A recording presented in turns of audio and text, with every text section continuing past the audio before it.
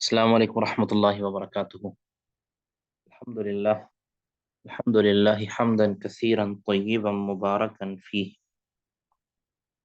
اللہم صلی علی محمد وعلی آل محمد کما صلیت علی ابراہیم وعلی آل ابراہیم انک حمید مجید، اللہم بارک علی محمد وعلی آل محمد کما بارکت علی ابراہیم وعلی آل ابراہیم انک حمید مجید، رب یسر ولا تعسر وتمم بالخیر، رب اشرح لی صدری ویسر لی امری واحلل عقدۃ من لسانی یفقهوا قولی۔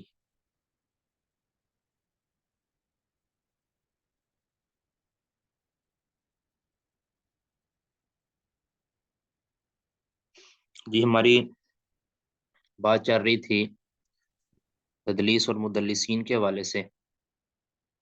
مدلسین کے ہم نے نام لکھے تھے، 35-40 نام تھے۔ امید ہے آپ نے کچھ نہ کچھ یاد بھی کیے ہوں گے، اور مزید ہم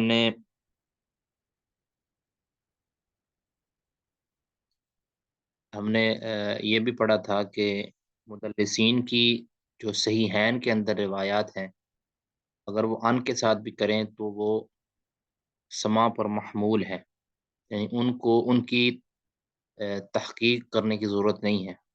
اور صحیحین کے علاوہ، بخاری مسلم کے علاوہ جتنی بھی کتابیں ہیں، ان میں اگر مدلسین کی روایات آتی ہیں تو جب تک وہ سما کی صراحت نہیں کر دیتے، یعنی صیغہ تصریح نہیں بول دیتے، تب تک ان کی روایات معتبر نہیں ہوں گی، حجت نہیں ہوں گی۔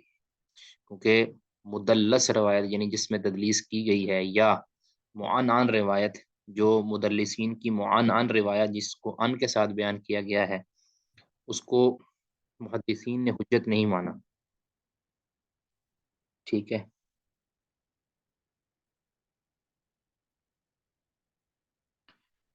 پھر ہم نے کل یہ بھی اشارتاً عرض کیا تھا کہ اصول اور قانون تو یہی ہے کہ مدلسین کی ان والی روایات وہ حجت نہیں ہے۔ البتہ اگر کوئی ایسا قرینہ آ جاتا ہے کہ جس سے ہمیں یہ تسلی ہو جائے کہ اس مدلس نے فلاں فلاں جگہ پہ تدلیس نہیں کی ہوگی، کوئی گارنٹی ہمیں دے دیتا ہے، کوئی ایسا قرینہ، کوئی ایسی دلیل ہمارے پاس آ جاتی ہے، تو ہم اس کو پھر اس ان کو بھی قائم مقام سما کر دیں گے، یعنی وہ بھی سما پر محمول ہو جائے گا، ان کا ان آنا بھی سما پر محمول ہو جائے گا، یعنی اس جگہ پر بھی پھر اس مدلس کی اس روایت کو یا اس مدلس کی اس صورت کو اگر وہ ان کے ساتھ بھی ہے تو ہم اس کو کہیں گے کہ یہ معتبر ہے۔ ٹھیک ہے، یعنی اصلاً قاعدہ یہی ہے اصل قاعدہ یہی ہے کہ مدلس کی ان والی روایت وہ ضعیف ہوتی ہے۔ اس سے ہم نے دو چیزوں کو خاص کر لیا، ایک تو بخاری مسلم کے اندر آ جائے کوئی روایت، وہ خاص ہو جاتی ہے، دوسری یہ ہے کہ کوئی ایسی دلیل قرینہ آ جائے کہ جس کی بنا پر ہمیں یہ فیصلہ دینے میں آسانی ہو جائے کہ یہاں اس نے تدلیس نہیں کی، گارنٹی مل جائے۔ کیونکہ مدلس کی ہم روایت کو اس لیے رد کرتے ہیں کیونکہ ہمیں وہاں شبہ ہوتا ہے کہ شاید اس نے یہاں سیغہ ان آنا بولا ہے، تو شاید یہاں اس نے تدلیس کر لی ہو، تو اس ابہام کی جب ہمیں تسلی ہوگی کہ یہاں کوئی ابہام نہیں ہے تدلیس کا، تو وہاں پھر ہم کہیں گے کہ یہ ان آنا جو ہے نا قائم مقام سما ہے۔ مدلسین کے نام آپ کو لکھوائے تھے، اور مجھے یہ لگتا ہے کہ میں نے وہاں آپ کو زہری کا نام نہیں لکھوایا، شاید مجھے یہ بول رہا ہے۔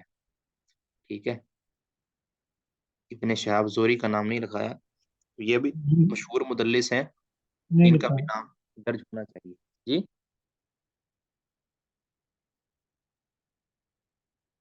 زہری کا نام بھی اس میں درج ہونا چاہیے، میں نام ان کا آپ کو لکھوا دیتا ہوں۔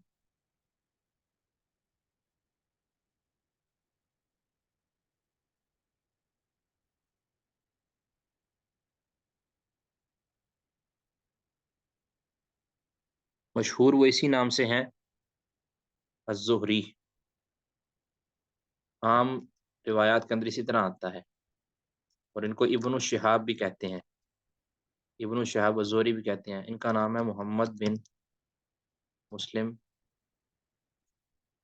ابن شہاب، نام ان کا اور بھی لمبا ہے، محمد بن مسلم بن عبید اللہ، اس طرح کا کر کے نا لمبا ہے نام، تو محمد بن مسلم ابن شہاب الزہری۔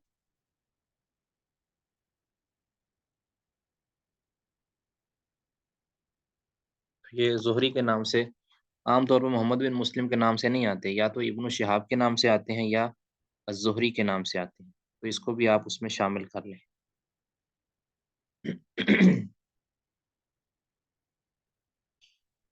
جی اب ہم نے چند ایک ایسے صورتیں لکھنی ہیں کہ جو عام قاعدے سے خاص ہیں، یعنی اصل تو قاعدہ یہی ہے کہ مدلس کی آن والی روایت وہ ضعیف ہوتی ہے، لیکن بعض صورتیں ایسی ہیں کہ اس صورت میں اس کی آن والی روایت بھی وہ حجت ہو جائے گی، وہاں شبہ تدلیس ختم ہو جائے گا۔ تو ان میں سے آپ نے جو ہے وہ اسماعیل بن ابی خالد میں نے آپ کو لکھوایا تھا ایک، میں چند ایک کا نام لکھواؤں گا، باقی سارے تو ابھی زیادہ قاعدے ہیں اس کے۔ اسماعیل بن ابی خالد لکھوایا تھا، ویسے تو قاعدہ یہی ہے کہ اسماعیل بن ابی خالد یہ جہاں بھی یہ قواعد آپ لکھیں ذرا، یعنی یہ آپ کو بڑے کام دیں گے۔ اسماعیل بن ابی خالد یہ جہاں بھی آ جائے تو اس کے ان والی روایت وہ ضعیف ہونی ہے۔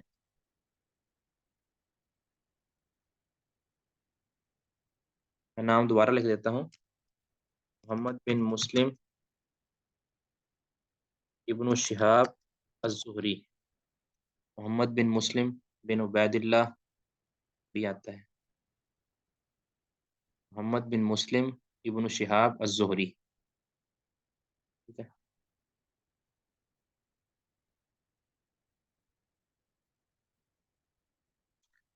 جی یہ میں نے لکھوایا تھا ایک آپ کو، اسماعیل بن ابی خالد، یہ بڑے دھیان سے یہ قاعدے لکھنے والے ہیں، اس میں ایک بات بھی آگے پیچھے ہوگی تو معاملہ خراب ہو جائے گا۔ ویسے میں صرف آپ کو قاعدہ لکھواتا جاتا ہوں، اس کے حوالے یا اس کے اوپر جو دلیل ہے وہ میں اسکپ کرتا جاؤں گا، ٹھیک ہے، یا زیادہ سے زیادہ حوالہ لکھوا دوں گا، ٹھیک ہے، حوالہ لکھوا دیتا ہوں، آپ صرف اور صرف وہ قاعدہ لکھتے جائیں، میں قاعدہ اردو میں لکھوں گا تاکہ سب کے لیے آسانی ہو جائے۔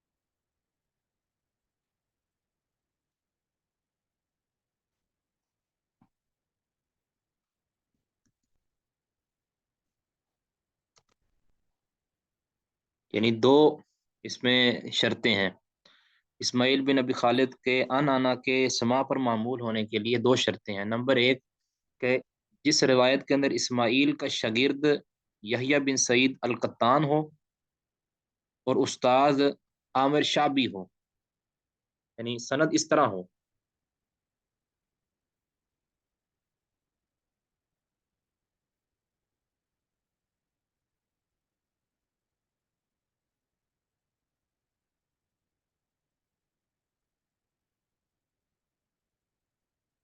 ٹھیک ہے۔ اگر اس طرح آ جاتی ہے تو یہ جو ان ہے نا اسماعیل کا، ویسے تو یہ ضعیف ہونا چاہیے تھا، یہ ان جو اسماعیل کا ہے یہ سما پر محمول ہو جائے گا۔ اب اس صورت میں ہم یہ کہہ دیں گے جس بھی سند کے اندر اس طرح کی صورت آ جائے گی، یحییٰ بن سعید القطان اسماعیل سے اور اسماعیل عامر شابی سے روایت کریں گے، تو پھر ہم کہہ دیں گے کہ یہ ان آنا جو ہے نا یہ سما پر معمول ہے، اس کے اندر اگر کوئی اور وجہ ذوف نہیں ہے تو کم از کم اسماعیل والا جو مسئلہ تھا وہ حل ہو گیا ہے۔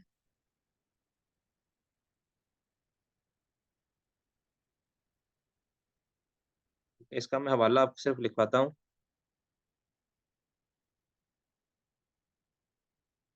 जरू व तादील इब्न अबी हातिम।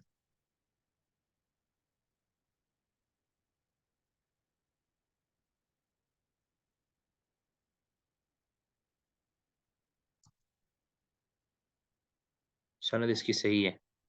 ठीक है, यानी ये कवायद हैं जो कवायद मुख्तलिफ किताबों से निकाले गए हैं।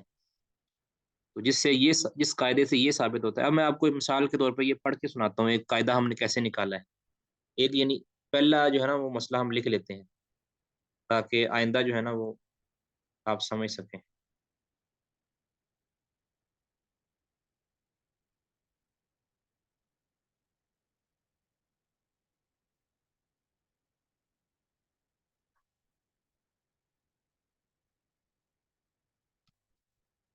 अली बिन मदीनी कहते हैं,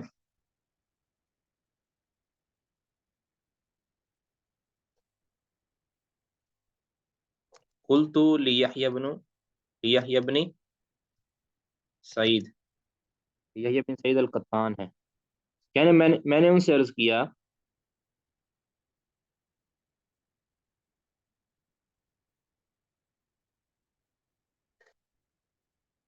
कि मा हमलता अन इस्माइला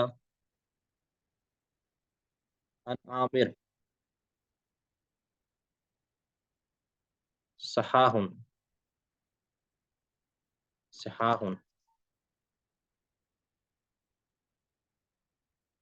काला नाम। अली बिन मदीनी कहते हैं कि मैंने यह्या बिन सईद से पूछा कि जो भी आपने रवायात इस्माइल अन आमिर की सनद के साथ ली हैं, नकल की हैं, क्या वो सही हैं सारी की सारी? काला नाम कहते हैं हाँ जी वो सही है। इसका मतलब है कि यह्या बिन सईद अल कत्तान कहते हैं, यानी ये कहना चाह रहे हैं कि मैंने जो भी इस्माइल अन आमिर के वास्ते से लिया वो सारी की सारी रवायतें सही हैं, उसमें तदलीस का कोई शुबा नहीं है। ठीक है, इसी तरह जो है ना वो कवायद निकलते हैं। तो पहला कायदा ये हो गया कि इस्माइल बिन अबी खालिद, कायदा ये तो यही है, अमूमी कायदा ये है कि इस्माइल बिन अबी खालिद मुदल्लिस है, लिहाजा उसकी आने वाली रवायत वो ज़ईफ होती है। लेकिन एक सूरत ये है कि इस्माइल बिन अबी खालिद से अगर यहया बिन सईद अल कत्तान रवायत करें और इस्माइल बिन अबी खालिद आगे शाबी से बयान करें, आमिर शाबी से, तो फिर इस्माइल का आन आना ये इस्मा पर महमूल होगा। ये एक कायदा है।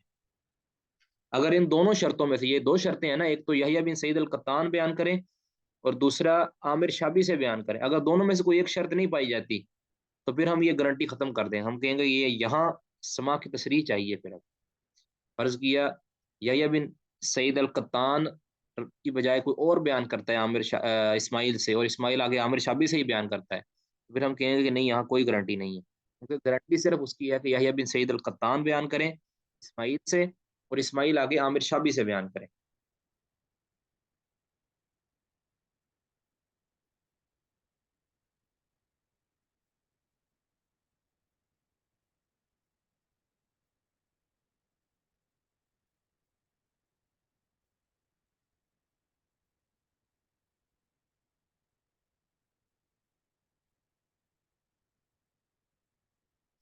जी,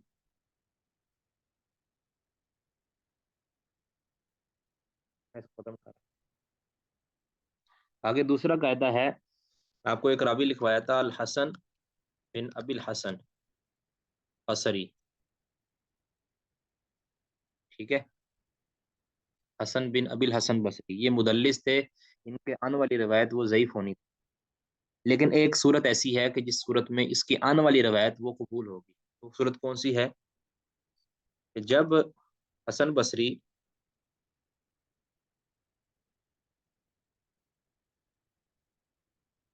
सैयदना समरा बिन जुंदुब रदियल्लाहु अन्हु से बयान करें तो रवायत किताब से होती। ठीक है, इसको मसले को समझें कि हसन बसरी के पास सैयदना समरा बिन जुंदुब की किताब थी। ठीक है, समरा बिन जुंदुब की किताब थी, सैयदना समरा बिन जुंदुब की किताब थी हसन बसरी के पास।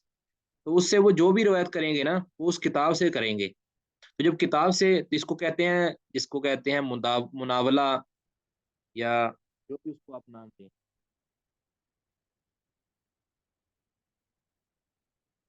ابھی جادہ اور مناولہ جس کو کہتے ہیں. تو یہ حسن بصری کا ان آنا یہاں مضر نہیں ہوگا. حسن بصری کا ان آنا وہاں ہوگا جہاں سمرہ بن جندب کے علاوہ کوئی اور آئے گا. تو ثابت یہ ہوا حسن بصری کا ان آنا جب سمرہ بن جندب سے کریں تو وہ کتاب سے روایت ہوتی ہے، تو کتاب سے روایت بالکل صحیح ہے، وہاں راوی کے گرنے کا کوئی اندیشہ نہیں ہے. یعنی ہم تدلیس کے مسئلہ کے اندر راوی کے گرنے کا اندیشہ ہوتا ہے نا، تو یہاں تو وہ اندیشہ ختم ہو گیا ہے، کیونکہ حسن بصری کے پاس سمرہ بن جندب کی کتاب تھی، وہ کتاب سے نقل کرتے ہیں. ٹھیک ہے، تو یہ دوسرا قاعدہ ہو گیا. تیسرا قاعدہ، اب اس کو سمجھ لیں، اگر سمجھ نہیں آئے تو پوچھ سکتے ہیں.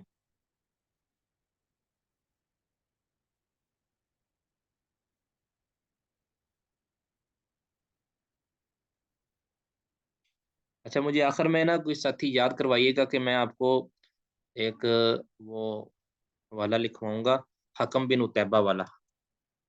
حکم بن اتیبہ، اب یہ آپ تھوڑا ذہن میں رکھیے گا. حکم بن اتیبہ والا جو ہے نا مجھے یاد کروائیے گا، میں آپ کو بعد آخر میں لکھواؤں گا. یہ تھوڑا لمبا ہے اس لیے.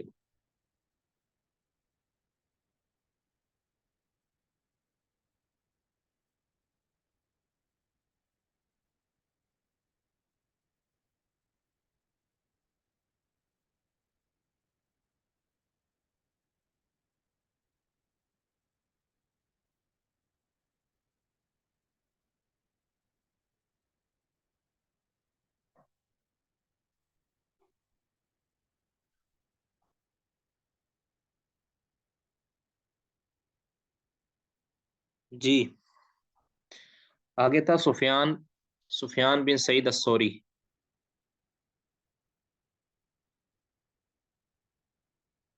سفیان بن سعید الثوری. ٹھیک ہے، یہ اس کا بھی یہی ہے قانون، اصل یہ ہے کہ یہ ان اس کا آ جائے گا سفیان کا تو وہ ضعیف ہوگا. ان آنا اس کا ضعیف ہوتا ہے جب تک کہ سما کی صراحت نہ آ جائے. لیکن ایک آدھ اس کا یعنی خاص قاعدہ یہ ہے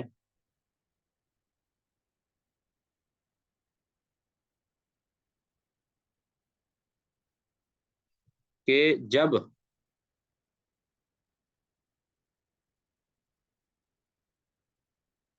جب سفیان سے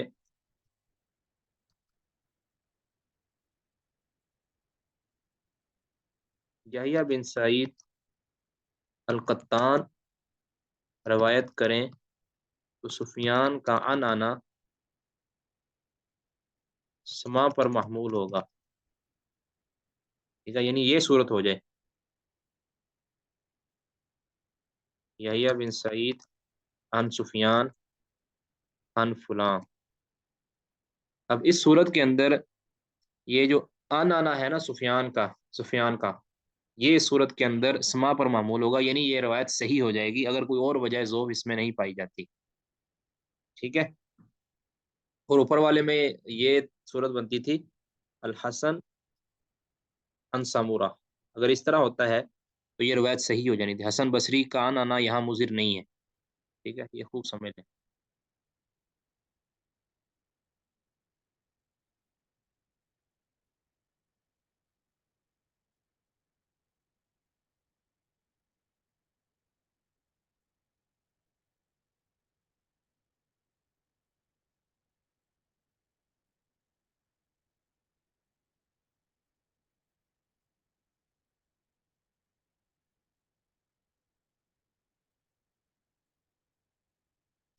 آگے ہے سفیان ابن. جی، یہ پوچھا گیا ہے کہ یحییٰ بن سعید اس کا مطلب ہے کہ اس معاملے میں سخت ہے. جی بالکل، یحییٰ بن سعید قطان تدلیس کے معاملے میں بڑے سخت تھے، اس طرح شعبہ سخت تھے نا. شعبہ تو زیادہ سخت تھے یحییٰ بن سعید کے مقابلے میں، لیکن یحییٰ بن سعید بھی اس معاملے میں بڑے سخت تھے. جی آگے ہے نمبر 4، سفیان بن عیینہ، سفیان بن عیینہ، ٹھیک ہے، ان کا قاعدہ یہ ہے کہ جب سفیان سے امام شافعی، امام محمد بن ادریس شافعی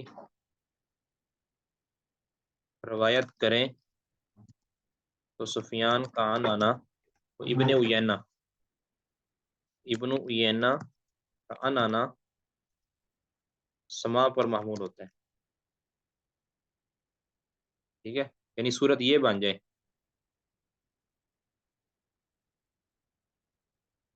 الشافعی عن سفیان بن عیینہ عن فلاں، یہاں جو سفیان بن عیینہ کا عن آنا ہے یہ سما پر معمول ہوگا جب امام شافعی ان سے روایت لیں۔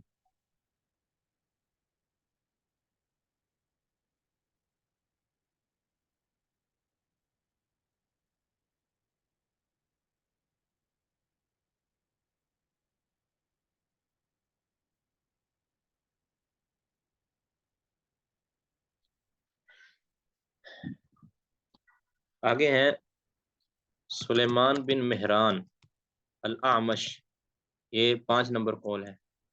الاعمش یہ مدلس ہیں، ان کا عن آنا یہ مضر ہے، لیکن ایک صورت کے اندر ان کا عن آنا مضر نہیں ہے،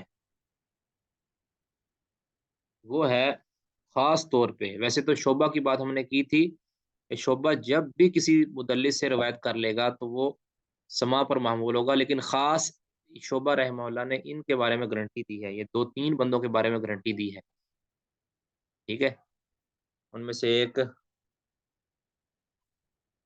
جب آمش سے ہم شعبہ روایت کریں تو آمش کا عن آنا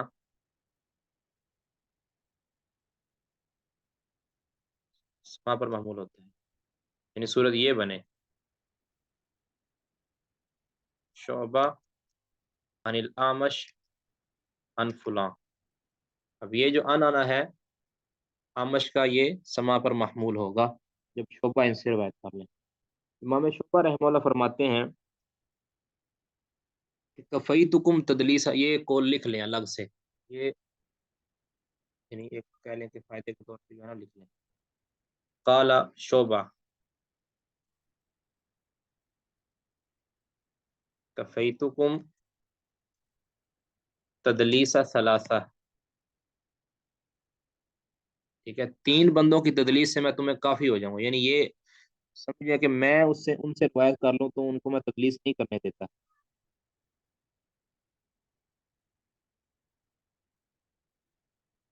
الاعمش و ابی اسحاق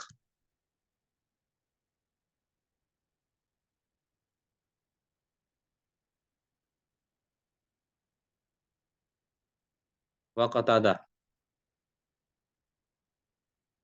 ٹھیک ہے، یعنی یہ 3 بندے، ابو اسحاق سے مراد ابو اسحاق السبیعی جن کا کل نام لکھا تھا، قتادہ بن دعامہ یہ بھی مدلس، یہ کہتے ہیں 3 بندوں سے میں تمہیں کافی ہو جاؤں گا۔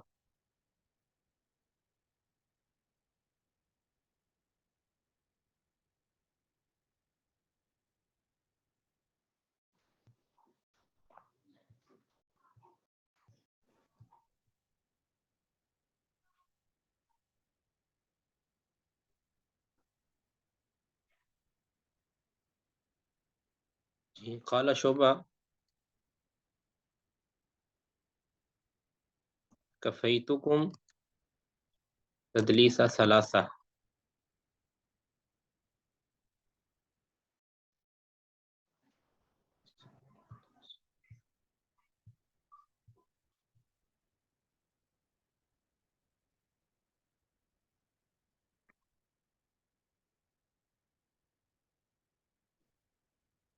قال شعبہ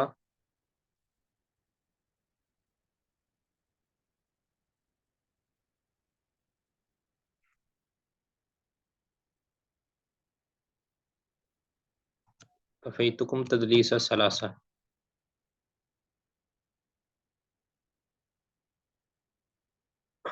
الامش ابی اسحاق و قتادہ. ٹھیک ہے.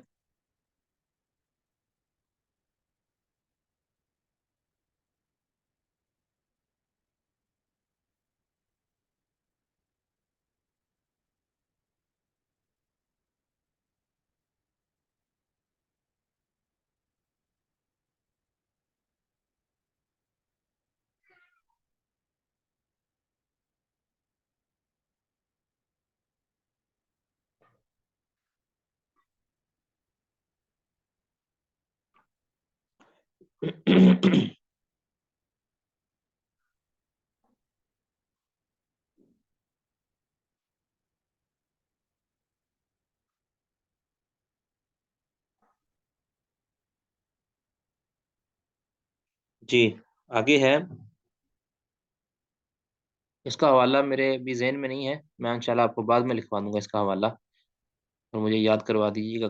انشاءاللہ میں گروپ میں یا سینڈ کر دوں گا، یا پھر ابھی انشاءاللہ بعد میں لکھوا دوں گا. اوکے، میں ابھی آپ کو حوالہ لکھوا دیتا ہوں ڈھونڈ کے.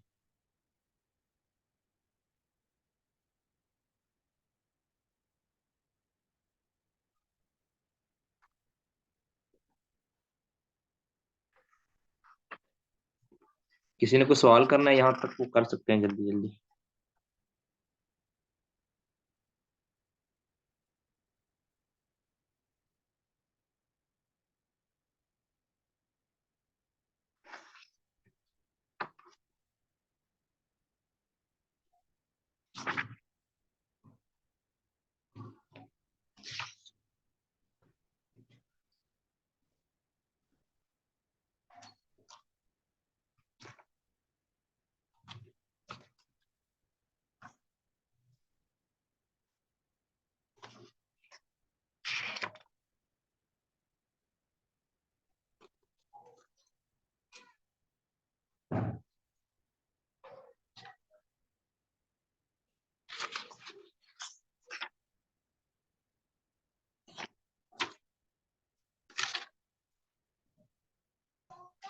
جی میں انشاءاللہ لکھوا دیتا ہوں بعد میں.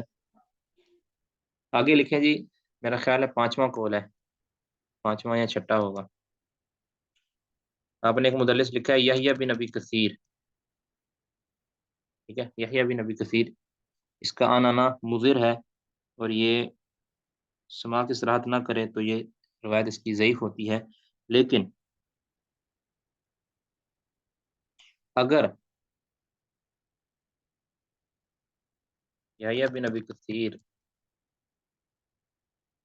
زید بن اسلم سے روایت کرے تو آنا سما پر روایت کرے تو کتاب سے ہوتی ہے.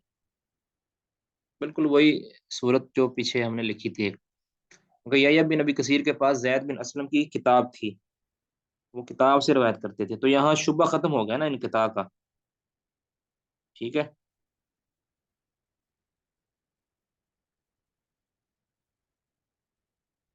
تو یعنی صورت یہ بنے گی یحییٰ بن ابی کثیر عن زید بن اسلم. یعنی اگر یہ ہو تو یہ سما پر محمول ہوگی، اور اس کو ہم صحیح کہیں گے.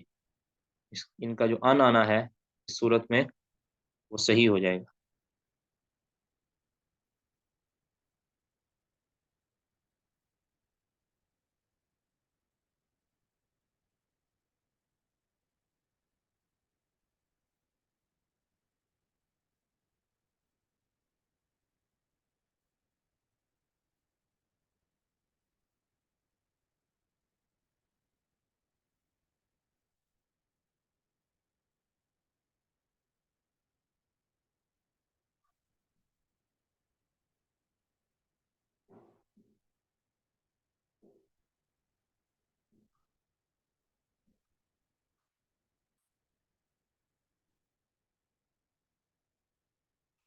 جی آگے مدلس لکھوایا تھا حمید،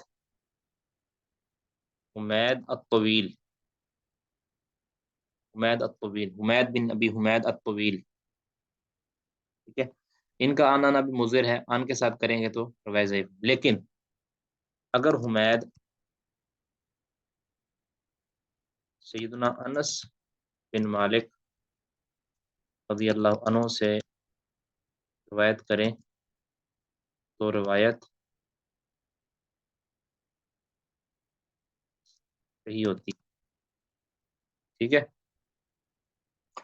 अगर हुमैद अत-तवील सैयदना अनस से रिवायत करें तो रिवायत सही होती है। इसकी वजह है, एक तो सैयदना अनस रज़ी अल्लाह तआला से इनका समा है, यानी डायरेक्ट भी बयान करते हैं, और जब कभी गिराते हैं ना दरमियान में बंदा, तो एक ही बंदा गिराते हैं, और वो बंदा है साबित अल बुनानी। साबित अल बुनानी। ये आप लिखें या ना लिखें आपकी मर्ज़ी है, लेकिन अब इतना कायदा आपको ज़हन में होना चाहिए, अगर हुमैद तवील सैयदना अनस बिन मालिक से रिवायत करें तो उनकी रिवायत सही होगी, अन वाली रिवायत। ठीक है?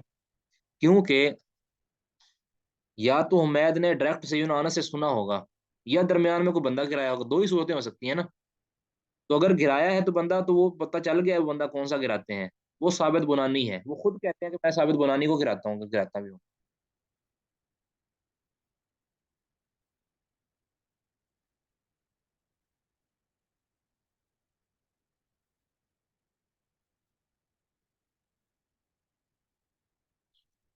नहीं, आमतौर पे ऐसा देखिए, ये सवाल किया गया कि ऐसा मुमकिन नहीं है कि याह्या किसी दूसरे रावी से रिवायत करें, जिन्होंने ज़ैद बिन असलम से रिवायत किया हो, और याह्या वास्ता को गिरा दें जानबूझकर, ताकि हमें वहम हो कि किताब से नक़ल की होगी, हालाँकि इसमें तदलीस होगी।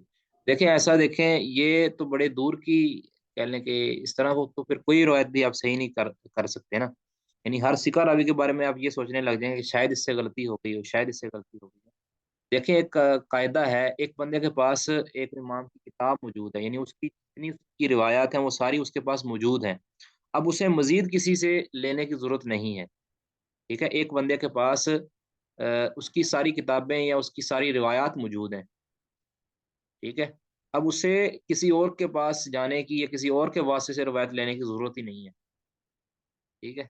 तो ये बईद का एक वहम है जो बिल्कुल ना होने के बराबर है, और ऐसा जब तक साबित नहीं होगा ना, तब तक हम ये इसको नहीं समझेंगे, यानी जब तक कि इसकी कोई सबूत नहीं आ जाता कि वाक़यतन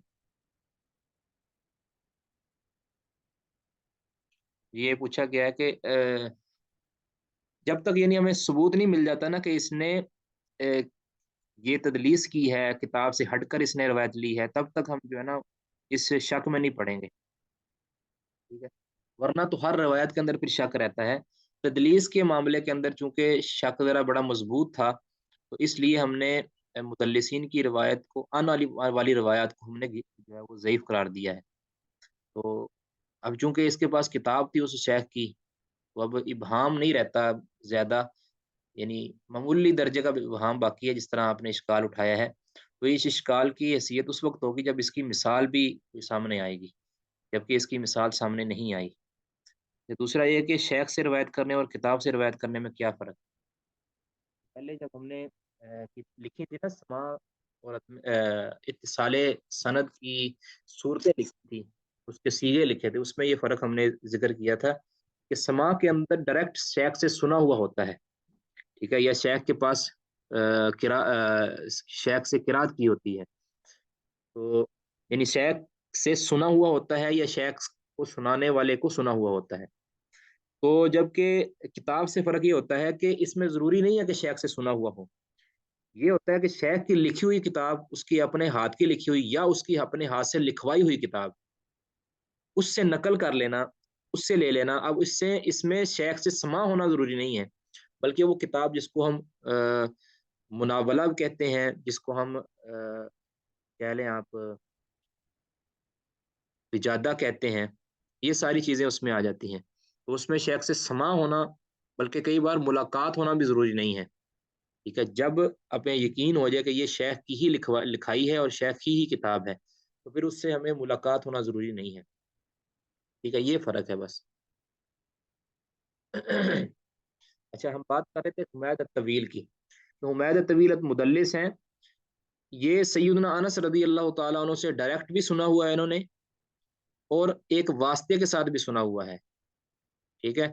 अब जब भी ये हुमैद अत-तवील अनस रज़ी अल्लाह तआला अन्हु से अन के साथ बयान करेंगे, तो हम यकीन के साथ कह देंगे कि यहाँ हमें तदरीस का शुबा नहीं रहा, اگر ہوئی بھی ہے تدلیس فی الفرض، تو ہمیں حمید نے خود بتا دیا ہے کہ میں جو جب روایت کرتا ہوں، یا ائمہ نے ہمیں بتا دیا کہ جب یہ روایت کرتے ہیں انس رضی اللہ تعالیٰ سے زیادہ یہ کیا کرتے ہیں، ثابت البنانی کو گراتے ہیں۔ اب ثابت البنانی کو جب گراتے ہیں تو ثابت البنانی اگر گرا بھی ہو تو یہ سکہ ہے، ٹھیک ہے۔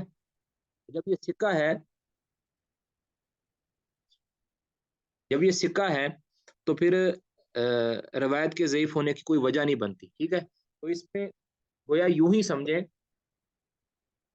کہ یا تو سند ایسے ہوگی،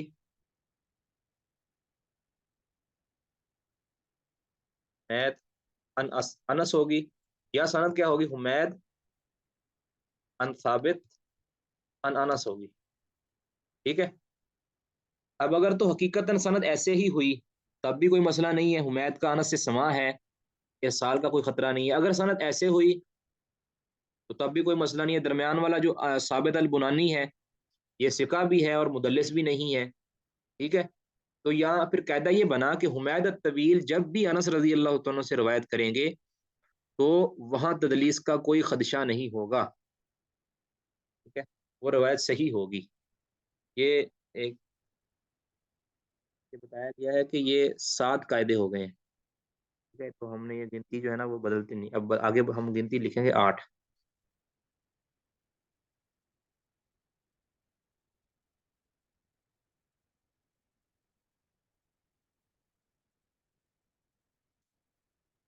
8واں قاعدہ ہے عبداللہ بن ابی نجیح، ٹھیک ہے، عبداللہ بن ابی نجیح۔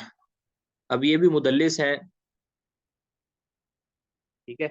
ان کا قاعدہ بھی ہم آخر میں لکھیں گے، ابھی اس کو بھی اپنا نمبر اب دے دیں یا نہ دینا، اس کا قاعدہ اور پیچھے جو ہم نے ایک راوی لکھا تھا حکم بن عتیبہ، ان دونوں کا قاعدہ ایک ہی ہے، آگے جا کے ہم لکھیں گے وہ آخر میں۔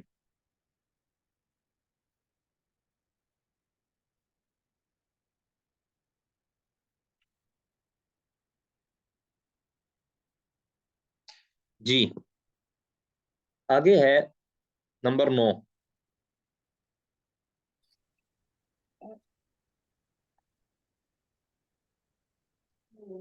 ایک راوی ہم نے لکھا تھا عبد الملک بن عبد العزیز بن جریج، اس کو ابن جریج بھی کہتے ہیں، ٹھیک ہے۔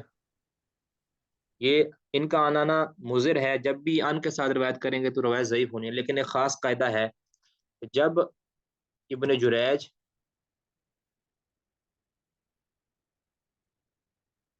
عطاس بن ابی رباح عطا بن ابی رباح سے روایت کرے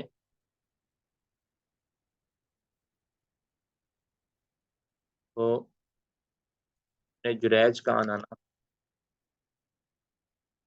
سما پر محمول ہوتا ہے، ٹھیک ہے۔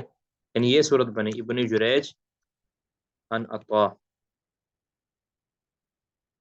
ٹھیک ہے۔ تو یہ سما پر محمول، ابن جریج ویسے مدلس ہے تو ان اس کا مضر ہونا چاہیے تھا، لیکن یہ قاعدہ خاص ہے، یہاں ان کا ان آنا یہ مضر نہیں ہے۔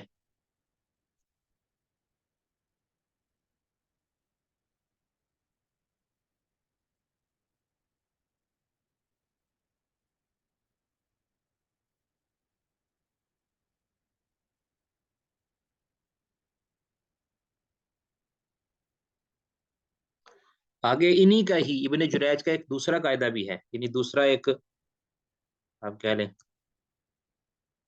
ابن جریج کا دوسرا ہی ایک قاعدہ ہے کہ جب ابن جریج عبداللہ بن ابی ملیکہ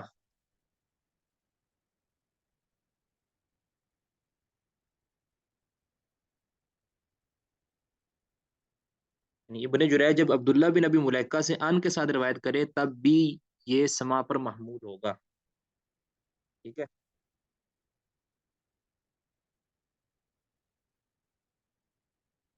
کان آنا سما پر محمول ہوگا۔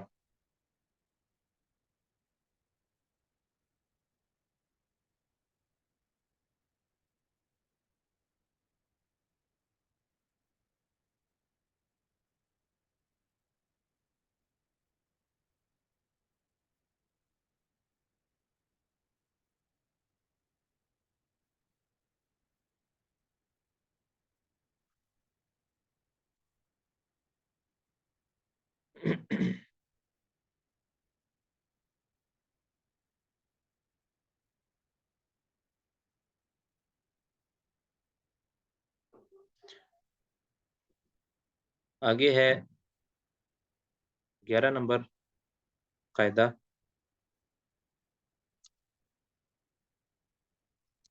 ابو اسحاق السبیعی، کیا آپ نے نام سنا ہوگا؟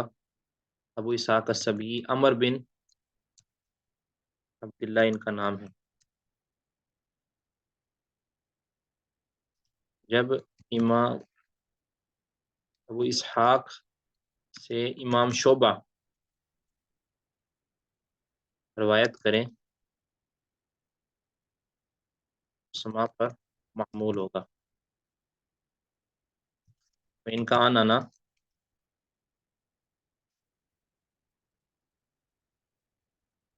ٹھیک ہے، یعنی یہ صورت بنے شعبہ عن ابی اسحاق عن فلاں. تو یہ ابو اسحاق کا جو آنا ہے نا، یہ شعبہ کی روایت کرنے کی وجہ سے یہ سما پر محمول ہوگا، اور اس کے بارے میں پہلے قول ہم نے لکھ لیا ہے.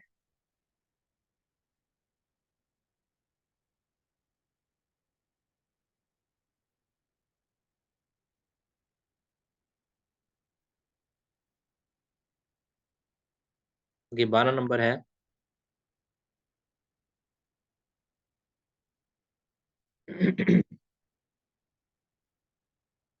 قتادہ قتادہ بنت عامہ، ٹھیک ہے.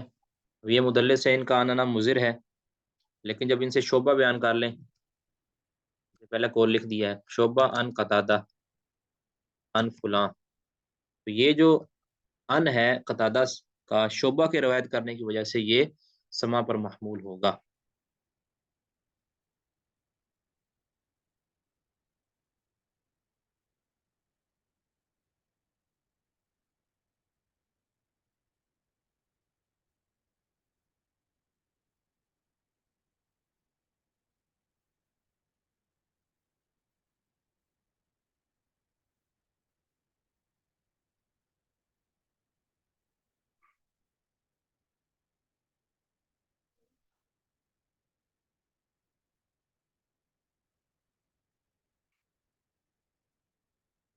آگے ہے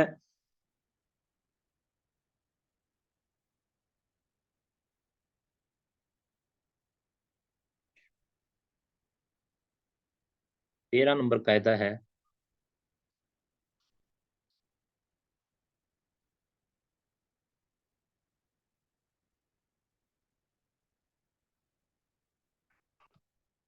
بارک بن فضالہ،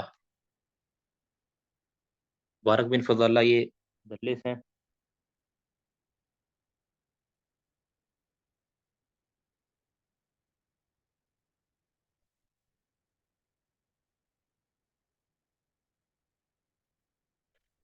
ان سے جب مبارک بن فضالہ سے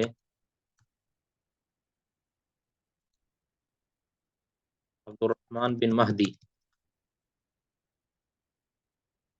قید کریں، مبارک کا آنا اسما پر محمول ہوگا. ٹھیک ہے، یعنی یہ سین بنے.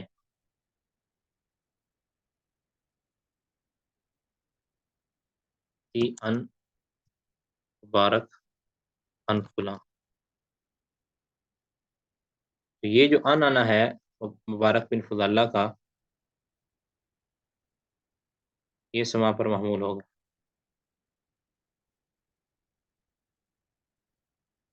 جب عبد الرحمن بن مہدی ان سے روایت کر لیں.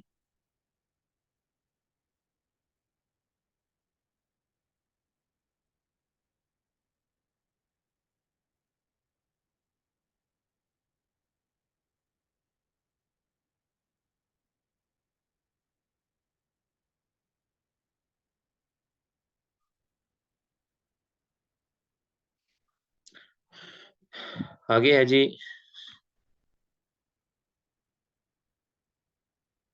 14 نمبر. میں پڑھا تھا ابو زبیر المکی کا محمد بن مسلم بن تدرس نام ہے، ٹھیک ہے۔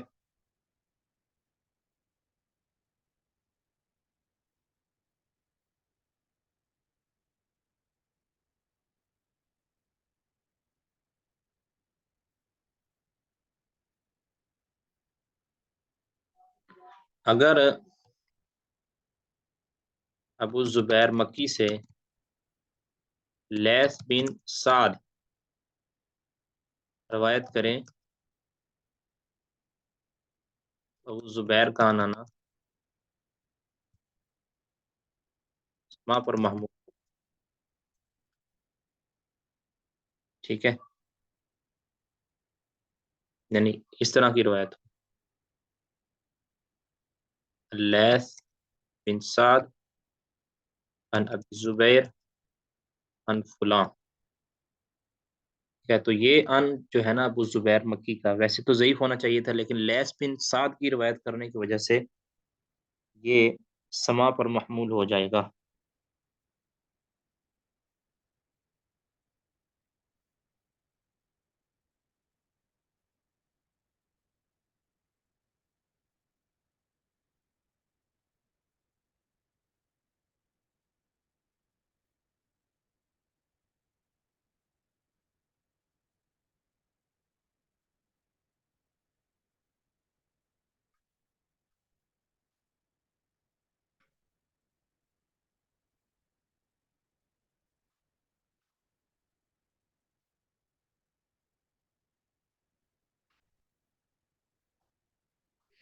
آگے ہے جی 15 نمبر،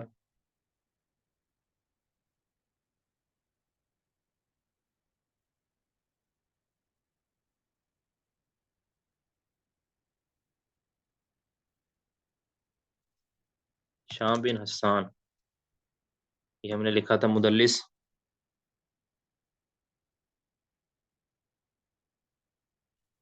جب ہشام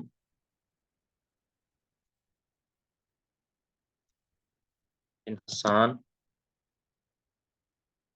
امام محمد بن سیرین سے روایت کریں تو ہشام کا آنانا سما پر محمول ہوگا، ٹھیک ہے، یعنی یہ اس طرح روایت ہو، ہشام عن ابن سیرین، تو یہ اگر سما کے سرات نہیں بھی کرتا ہے شام پھر ابن سیرین سے، تو روایت سما پر محمول ہو جائے گی، آنا ان کا سما پر محمول ہو جائے گا۔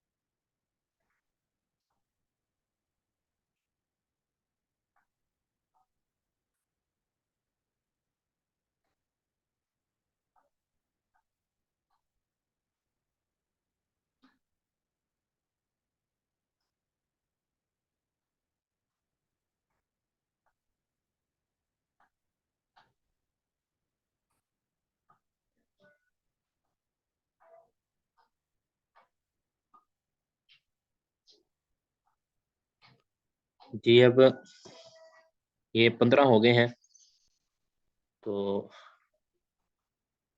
اب جو ایک اور رہ گیا ہے وہ میں لکھوا دیتا ہوں آپ کو، جو کہ ہم نے پہلے لکھا بھی تھا، ان میں 5 بندوں کے نام آتے ہیں، 5 سارے مدلس تو نہیں ہیں، کچھ مدلسین ہیں، ایک آدھ ضعیف بھی ہے اس میں، تو جب وہ کسی خاص بندے سے روایت کریں گے تو ان کی روایت کرنا صحیح ہوگا، ان کا آنا مضر نہیں ہوگا، ٹھیک ہے، یہ آپ محفوظ کر لیں، میں اس کو جو ہے نا ختم کرنے لگا۔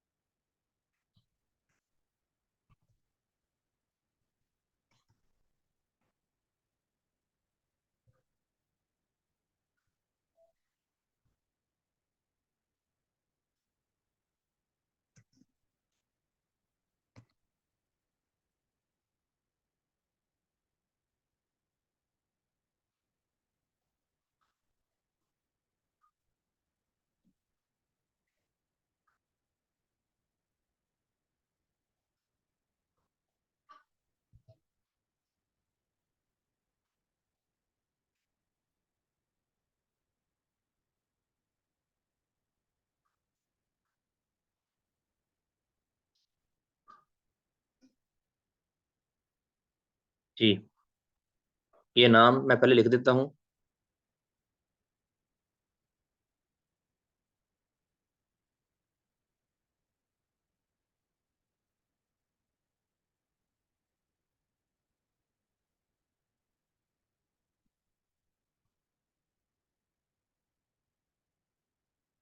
पहला नाम है अल हकम बिन तैबा। ये हमने लिखा हुआ है। ठीक है।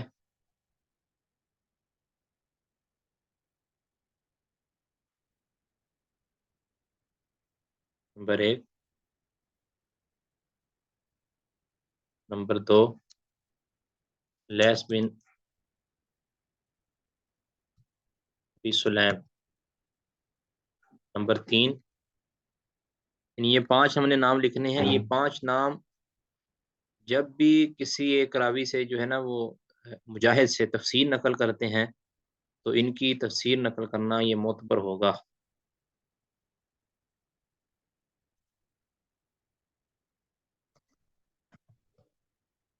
अब्दुल्ला बिन अबी नजीह। नंबर चार,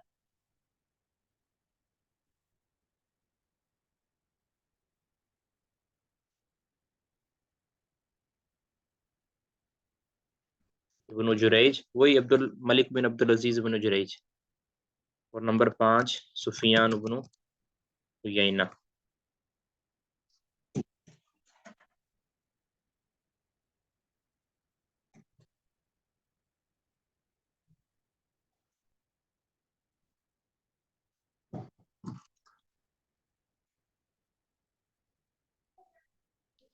ये पांच बंदे ये पांच बंदे जब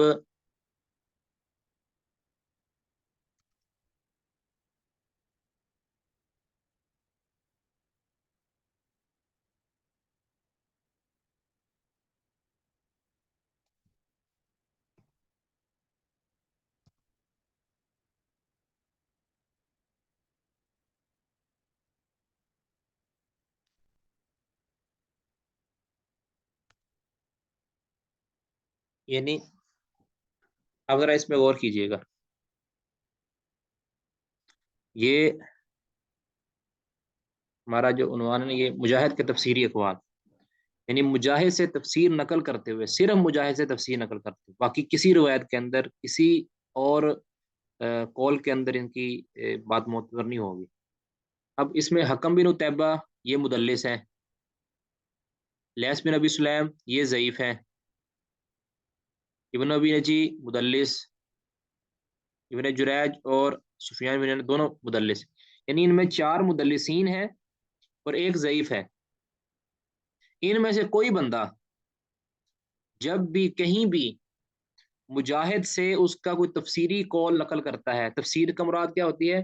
पुरानी आयत का कोई माना, पुरानी आयत की कोई कोई शान नजूल, पुरानी आयत का कोई लफ्जी मतलब, पुरानी आयत की कोई कह लो तावील या तफसीर या माना मफ, जो भी कुरान के साथ, कुरानी आयत के साथ ताल्लुक रखने वाली चीज़ है, वो अगर इमाम मुजाहिद की वो तफसीर हो, यानी इमाम मुजाहिद उसको अपनी तफसीर के अंदर नकल कर रहे हैं, तो अगर इन पांच बंदों में से कोई भी उनसे नकल करता है, तो वो बात उनकी अन के साथ भी अगर होती है ना, तब भी वो बात मोतबर होगी। ठीक है।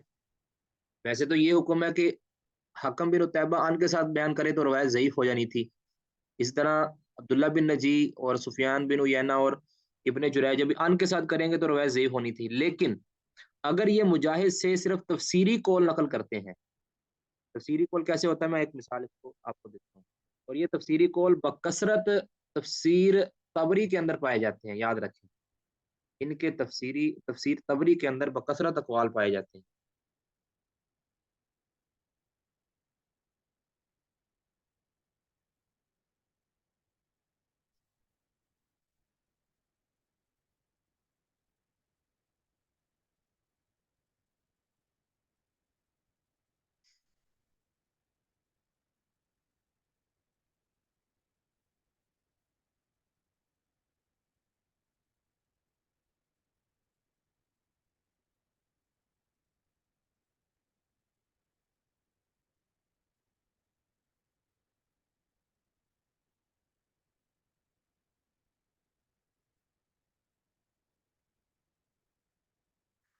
اب میں کو ایک مثال دیتا ہوں.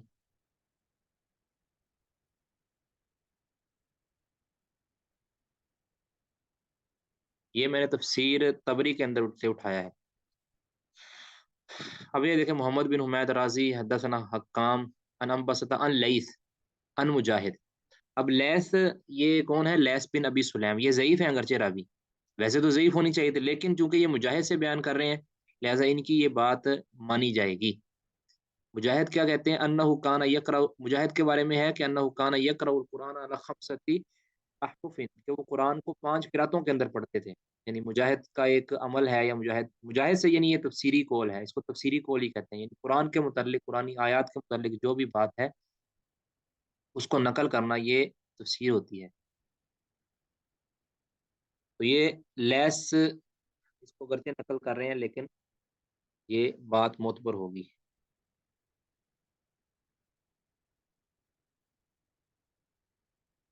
اس طرح اور میں اس کی مثال آپ کو دیتا ہوں.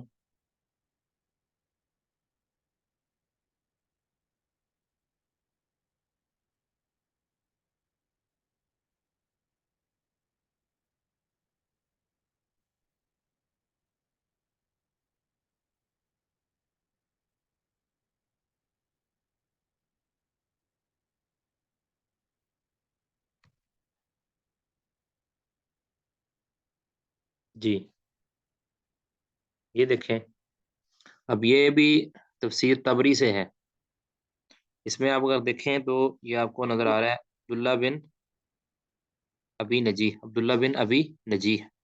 اور یہ ان سے بیان کر رہے ہیں، ان سے، ان مجاہد.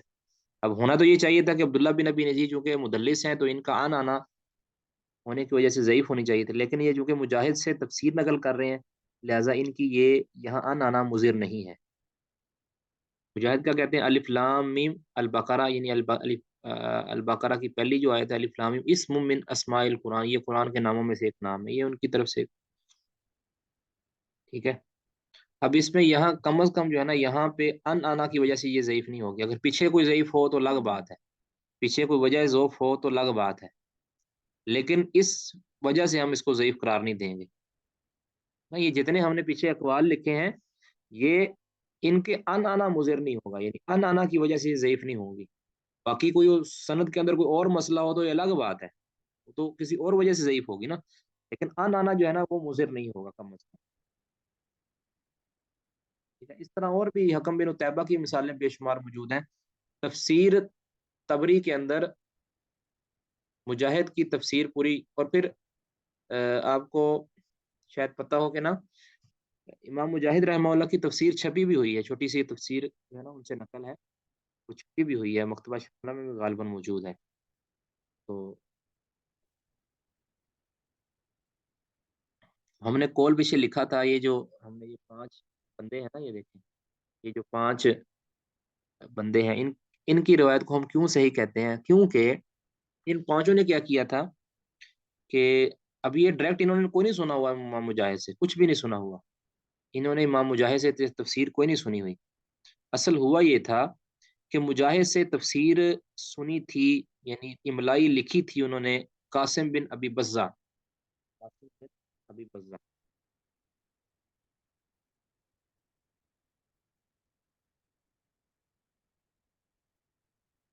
قاسم بن ابی بزہ یہ سکہ راوی ہیں.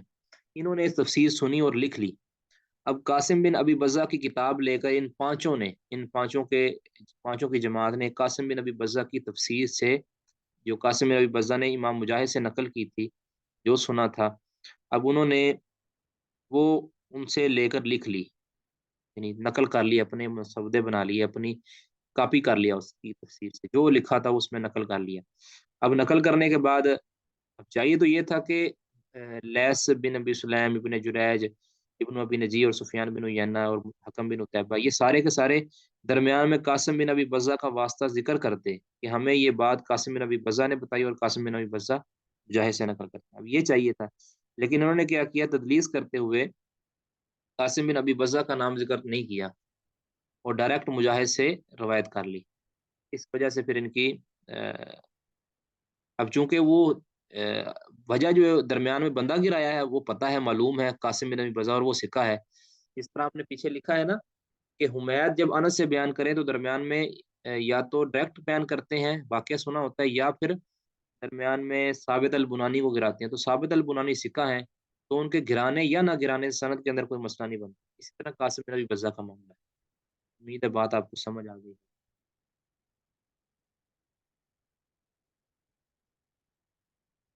یہاں تک کسی نے کوئی سوال کرنا ہے تو کر سکتے ہیں۔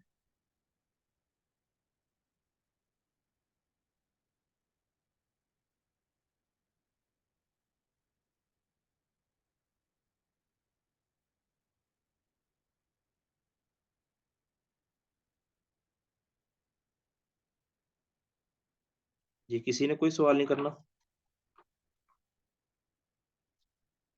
السلام علیکم شیخ۔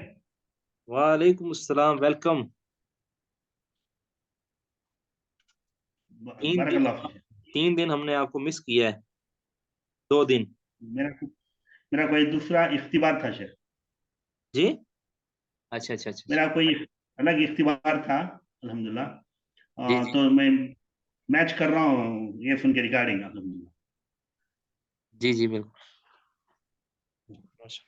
تو یہ الف لام میم کے بارے میں یہ حدیث ہے نا شیخ، اسم من اسماء القرآن، جی جی تھوڑا سمجھائیے شیخ۔ ہاں جی، الف لام میم کے بارے میں جو حدیث ہے، نہیں حدیث نہیں ہے، یہ اسم من مجاہد کا قول ہے۔ کیا ہے مجاہد شیخ؟ یہ میں سمجھا نہیں، جی کیا ہے قول؟ یہ تو حروف مقطعات سے ہے نا؟ حروف مقطعات سے ہے نا، تو وہ کہتے ہیں کہ یہ الف لام میم جو ہے نا، یہ قرآن کے ناموں میں سے ایک نام ہے، یعنی جس طرح قرآن کے دیگر نام ہے نا، تو اس یہ طرح۔ ہے کیا یہ نام میں؟ جی یہ ہے ام القرآن ایسے ارتفاع؟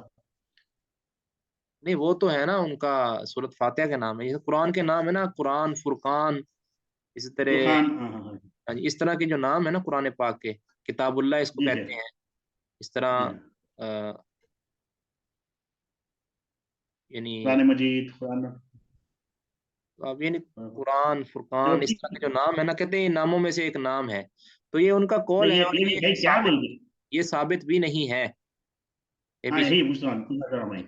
یہ نیچے راوی ضعیف ہے۔ اچھا، جی جزاک اللہ خیر افضل۔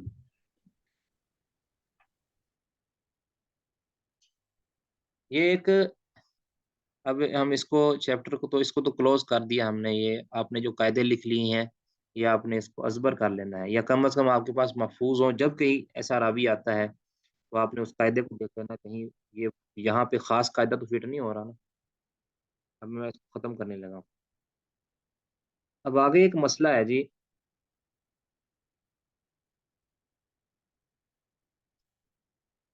جس کو ہم نے ڈسکس کرنا، یہ صرف تفصیل کے ساتھ نہیں، مدلسین کے طبقات، ٹھیک ہے، 5 طبقات۔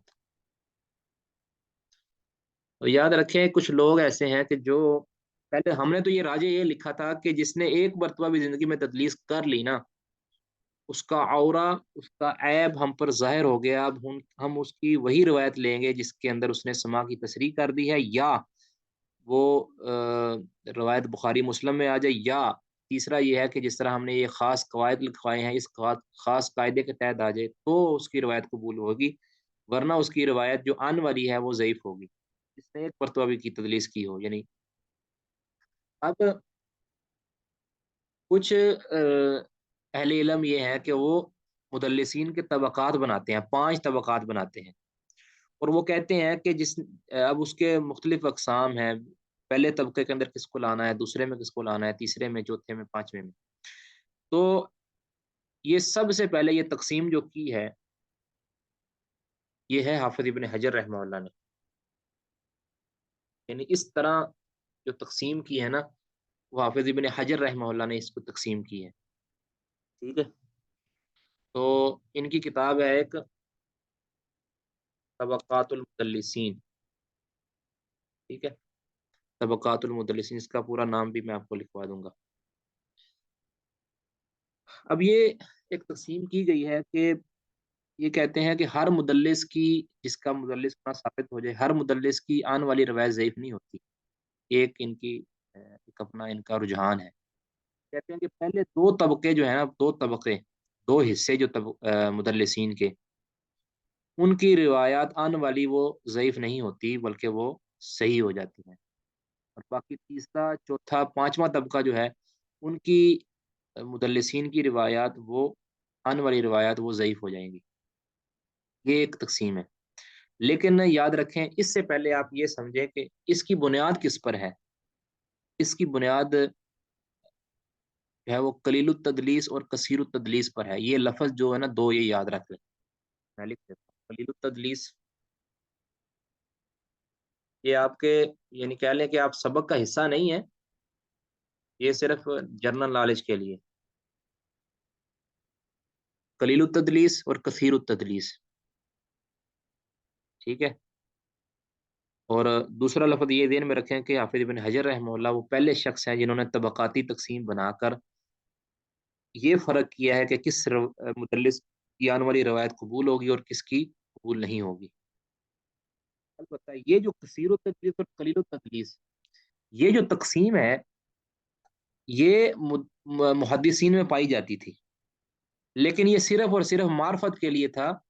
کوئی ایک بھی محدث ایسا نہیں ہے، کوئی ایک بھی محدث، یہ دعویٰ ہے، کوئی ایک بھی محدث ایسا نہیں ہے کہ جو یہ کہتا ہو کہ قلیل التدلیس، یعنی جو کم تدریس کرتا ہے، کب خال خال تدریس کرتا ہے، اس کی روایت تو قبول ہوگی، اور جو کثیر کے کثرت کے ساتھ تدریس کرتا ہے اس کی روایت آنے والی وہ مردود ہوگی. یہ تقسیم آج تک کسی بھی محدث نے، سکہ محدث نے، کسی نے بھی نہیں کی، بلکہ اس کے خلاف ہے. امام، اب سب سے قلیل عدد کیا ہو سکتا ہے؟ ایک، ایک ہو سکتا ہے نا، اس سے کم تو عدد کوئی نہیں ہے. تو امام شافعی رحمہ اللہ جو کہہ رہے ہیں کہ من دلس مرتن من عرفناہ دلس مرتن، جس کو ہم نے پہچان لیا کہ اس نے ایک مرتبہ بھی تدلیس کی ہے. اب ایک سے کم مدد کوئی نہیں ہو سکتا. جس نے ایک مرتبہ بھی تدلیس کی ہے تو یقیناً وہ قلیل التدلیس ہوگا، اور نادر التدلیس ہوگا، بلکہ قلیل التدلیس نہیں، نادر التدلیس، کہ اس نے شاذ و نادر تدلیس کی. کہتے ہیں جس نے ایک مرتبہ بھی کی فقد ابان لنا عورتہ، اس نے ہم پر اپنا عیب ظاہر کر دیا، اب اس کی ہم روایت وہی لیں گے اس میں وہ سما کی صراحت کرے گا. اب یہ امام شافعی رحمہ اللہ کا قول ہم نے پہلے لکھ دی ہے. اس قول کے خلاف کسی بھی محدث سے کچھ ثابت نہیں ہے. تو یہ جو ہم نے جو محدثین نے فرق کیا ہے نا قلیل التدلیس اور کثیر التدلیس کا، یہ محض معرفت کے لیے ہے. جیسے معرفت کے لیے کیا مطلب، اس کی کیا دلیل کیا ہے؟ اس طرح بعض راویوں کے بارے میں قلیل الروایہ، یعنی قلیل الحدیث، اور کثیر الحدیث، یہ بھی اہل علم نے، یعنی اس راوی کی بہت کم حدیثیں ہیں، یعنی یہ بہت بڑا محدث نہیں ہے بلکہ چند ایک اس کی حدیثیں ہیں. اور کثیر الحدیث کہ جس کی بہت زیادہ حدیث ہیں، اور جس کی بہت زیادہ حدیثیں اس کے ظاہر ہے کہ شاگرد بھی بہت زیادہ ہوں گے، اور جس کی کم حدیثیں اس کے شاگرد بھی کم ہوں گے. اب کسی نے آج تک یہ تقسیم کرنے کے بعد یہ نہیں کہا کہ قلیل التدلیس کی سکہ کی روایت قبول نہیں ہوگی یا اس کی روایت قبول ہوگی، اور کثیر التدلیس کی روایت قبول ہوگی یا نہیں ہوگی. یعنی یہ فرق کبھی کسی نے نہیں کیا. یعنی یہ صرف اور صرف ایک معرفت کے لیے ہے کہ کثیر التدلیس اگر سکہ ہے، قلیل الحدیث اگر سکہ ہے اس کی روایت بھی قبول ہے، اور اگر کثیر الحدیث سکہ ہے اس کی روایت بھی قبول ہے، اور اگر قلیل الحدیث ضعیف ہے اس کی روایت مردود ہے، اور اگر کثیر الحدیث کی روایت کثیر الحدیث جو راوی ہیں وہ اگر ضعیف ہے تو اس کی روایت بھی مردود ہے. بعینی ہی اوپر والا معاملہ بھی یہی ہے کہ یہ صرف اور صرف بتانے کے لیے اہل علم نے کہا ہے کہ فلاں بہت زیادہ تدلیس کرتا ہے اور فلاں بہت کم کرتا ہے. اب اس کا یہ مطلب تو نہیں ہے کہ کسی جو مدلس تدلیس کم کرتا ہے اس کی روایت آنے والی نہیں قبول کر لی جائے گی. ایسا تو کبھی نہیں کبھی کسی نے کہا. بلکہ ایک میں قول آپ کو لکھوا دیتا ہوں، امام ابن حبان رحمہ اللہ، ٹھیک ہے، اور جو حافظ ابن حجر رحمہ اللہ نے تدلیس کی طبقات بنائے ہیں نا، اس کے اندر ان کا بھی رد اسی قول کے اندر آ جائے گا. وہ کیسے ہوگا میں آپ کو بتاتا ہوں. امام ابن حبان رحمہ اللہ فرماتے ہیں اما المدلسون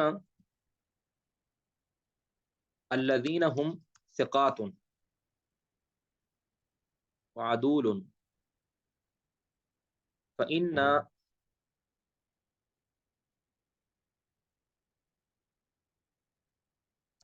لا نحتج بأخبارهم إلا ما بينوا السماع فيما رووه فيما رووا. ٹھیک ہے، یعنی مدلسین جن جو الذین هم ثقات، جو ثقہ ہیں، ثقہ مدلس، ضعیف مدلس تو اس کی تو بات ہی کوئی ہے نا، وہ تو ویسے ضعیف ہے. جو ثقہ اور عدول ہیں، عادل ہیں، ان مدلسین کی کہتے ہیں ہم فَإِنَّا لَا نَحْتَجُّ بِأَخْبَارِهِمْ، ان کی اخبار سے، ان کی احادیث سے ہم حجت نہیں پکڑتے، الا مگر، یعنی اسی صورت میں حجت پکڑتے ہیں الا ما بین السماع فیما رووہ، جن جن روایات کے اندر انہوں نے سماع کی تصریح کی ہوتی ہے، جس میں انہوں نے سماع کی صراحت کی ہوتی ہے، بیان وضاحت کی ہوتی ہے، سماع کی فیما رووہ، ان روایات میں جو انہوں نے بیان کی ہیں. آگے پھر مثال کیا دیتے ہیں؟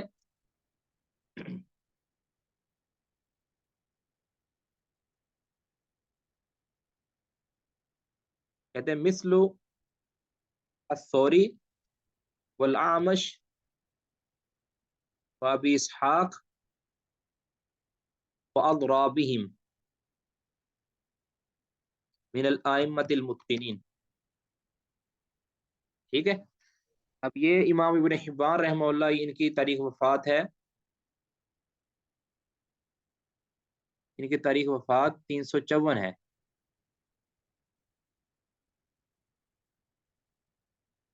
ٹھیک ہے، تو یہ فرماتے ہیں، اب اس کا حوالہ میں لکھوا دیتا ہوں آپ کو.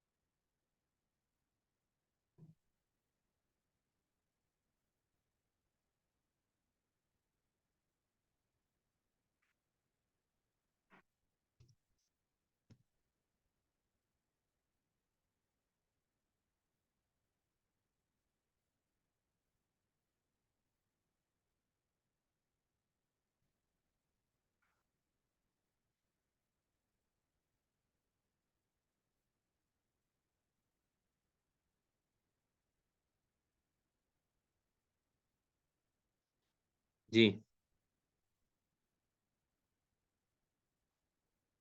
اس کا حوالہ ہے جلد 1 صفحہ 161.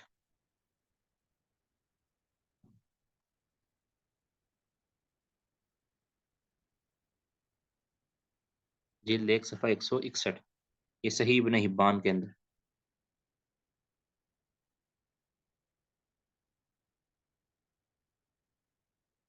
تو اس بنا پر ہم کہتے ہیں کہ اب دیکھیں یہ سوری وغیرہ، یہ ان کو انہوں نے طبقہ اولا یا ثانیہ کے اندر ذکر کیا ہے، جن کی مدلسین، جن کی روایات کو یہ حجت سمجھتے ہیں، یعنی جن کی آنے والی روایات کو حجت سمجھتے ہیں. ٹھیک ہے،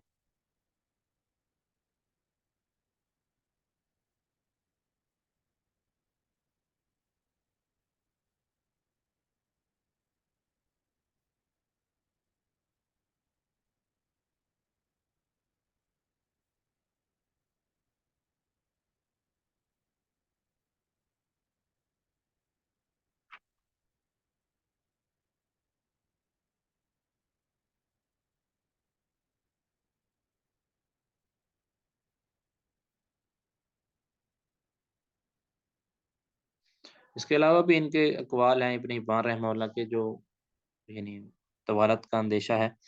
اس وجہ سے ہم کہتے ہیں کہ یہ جو طبقاتی تقسیم ہے، یہ سب سے پہلے، اور میں ایک اور آپ کو حوالہ لکھوا دیتا ہوں، یہ سب سے پہلے یہ حافظ ابن حجر رحمہ اللہ نے کی ہے، اور خود یہ مزے کی بات ہے، خود انہوں نے اس تقسیم کا لحاظ بھی نہیں کیا اپنی دیگر کتابوں کے اندر. یا تو جو تقسیم کرتی ہے اس تقسیم کے مطابق جو طبقہ اولا اور ثانیہ پہلے اور دوسرے طبقے کے راوی ہیں جو مدلسین ہیں ان کی آنے والی روایات کو وہ حجت قرار دیں پوری کتابوں کے اندر، اور جو تیسرے چوتھے پانچویں طبقے کے راوی ہیں ان کی روایات کو وہ ضعیف قرار دیں۔ لیکن انہوں نے اپنی اس طبقاتی تقسیم کو خود طبقاتی تقسیم بنائی ہے، لیکن اس کا لحاظ خود اپنی کتابوں کے اندر نہیں کیا۔ اس کی وجہ یہ ہے کہ یہ جو کتاب تھی نا امام یہ حافظ بن حجر رحمہ اللہ کی، یہ جس میں انہوں نے طبقاتی تقسیم کی ہے طبقات المدلسین، یہ ان کی پسندیدہ کتابوں میں سے نہیں تھی۔ یعنی یہ ہوتے نا انسان کی پسندیدہ کتابیں جس میں بندہ بڑی جان پھٹک کرتا ہے اور اس میں کہہ لیں کہ اس میں وہ مراجعت کرتا رہتا ہے، یا جب وہ اس کو لکھتا ہے اس وقت اس کا مطالعہ بڑا وسیع ہوتا ہے، تو یہ خود بھی اس کتاب سے راضی نہیں تھے۔ اس کی کیا دلیل ہے؟ اس کی دلیل میں آپ کو بتاتا ہوں۔ اب میں آپ کو صرف قول سناتا ہوں تاکہ وہ محفوظ رہے۔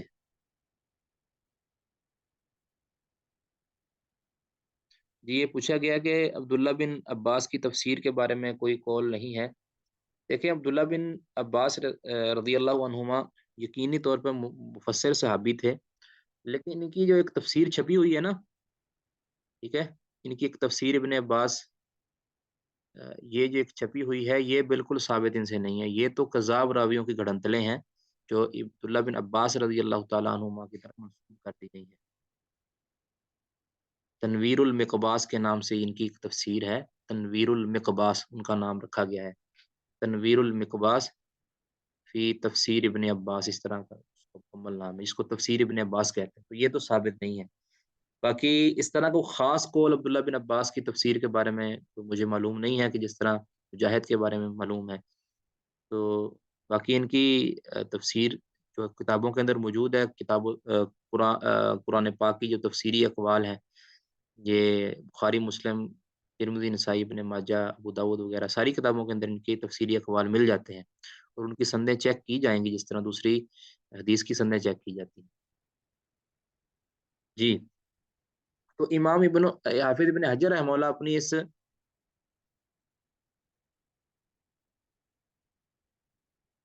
یہ تفسیر ابن عباس کی بات کر رہے ہیں، اب تفسیر ابن عباس کو اچھا سمجھا جاتا ہے، دیکھیں اچھا سمجھنے والے اب دیکھ لیں۔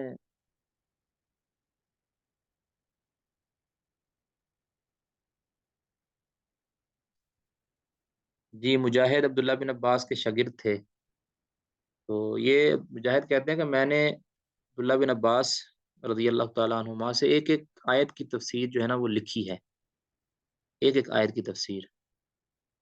تو اب کہہ سکتے ہیں کہ جو مجاہد کی تفسیر ہے وہ یقیناً عبداللہ بن عباس کی بھی تفسیر ہوگی، یہ ہوگی کہ میں لفظ جان کے بول رہا ہوں، یہ ممکن ہے کہ وہ مجاہد کی اپنی بھی رائے اس میں شامل ہو سکتی ہے، کیونکہ مجاہد جو ہے نا وہ شاگرد ہیں عبداللہ بن عباس کے، اور انہوں نے آیت آیت کر کے جو ہے نا ان سے تفسیر لکھی ہے، سنی ہے، ازبر کی ہے، ٹھیک ہے۔ اور باقی جو تفسیر ابن عباس ہے،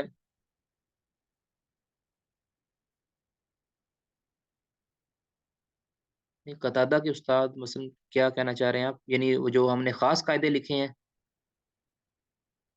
ان کی بات کر رہے ہیں یا کوئی اور؟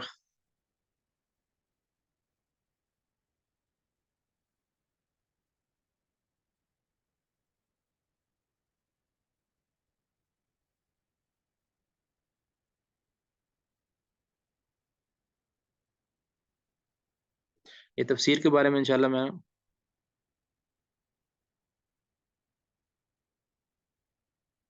قتادہ کے استاد مجھے یاد نہیں کہ قتادہ کے کون سے استاد ہیں، لیکن میں انشاءاللہ میرے پاس نا میری ابھی زبانی یاد نہیں ہے، میں نے نا کچھ لکھا ہوا ہے اس حوالے سے نا تفسیر کن کن صحابہ سے ان کے میجر شاگرد کون کون سے ہیں، یعنی جو بہت مشہور مشہور شاگرد ہیں، یعنی عبداللہ بن عباس، عبداللہ بن عمر، اس طرح جو بھی مفسر صحابہ تھے ان سے تفسیر کس کس تابعین نے نقل کی ہے، تو انشاءاللہ وہ میں کسی ٹائم نا اللہ نے وقت دیا تو انشاءاللہ ضرور آپ سے عرض کروں گا۔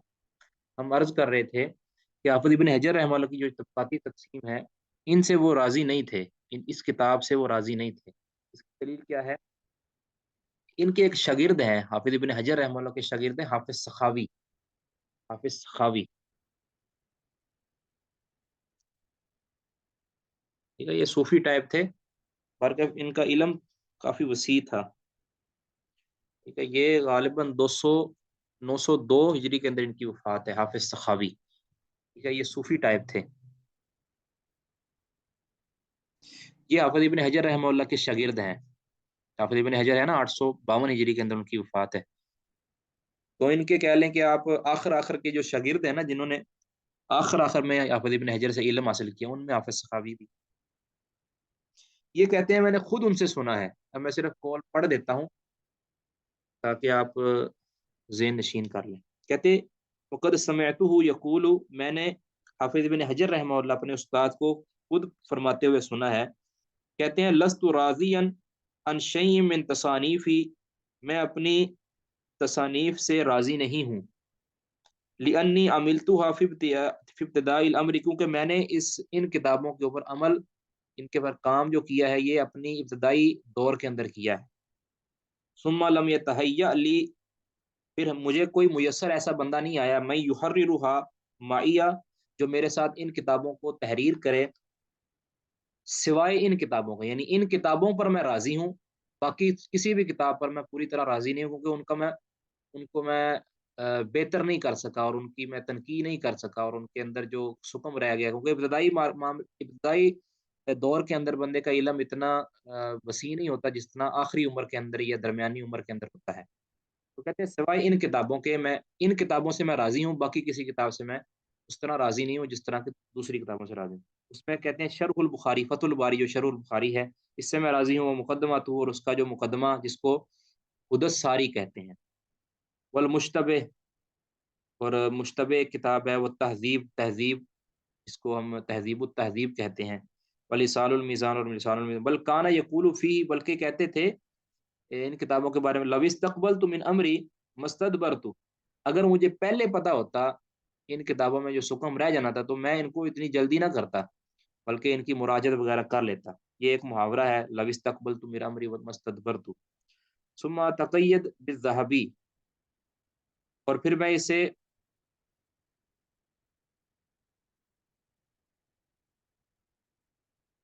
सुम्मा तक़य्यद बिज़्ज़हबी,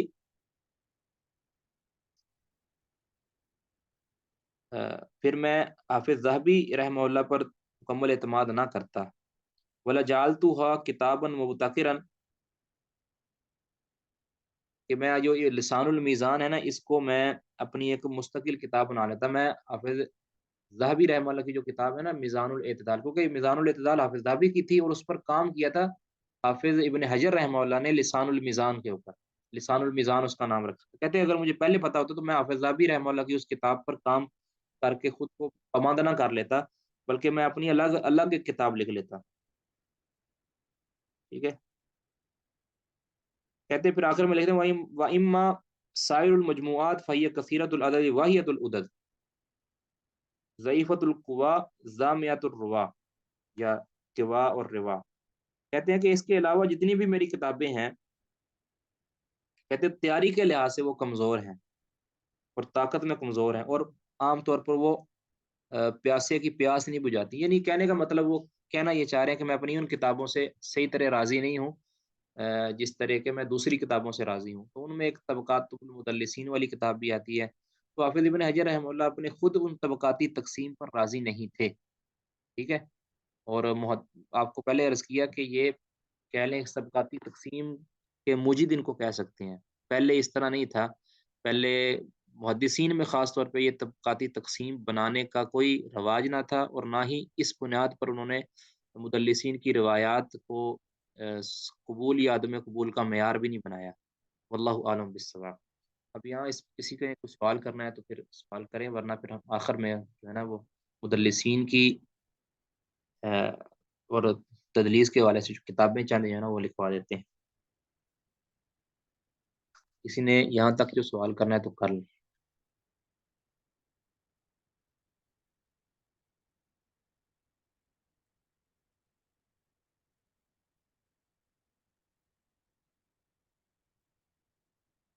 जी।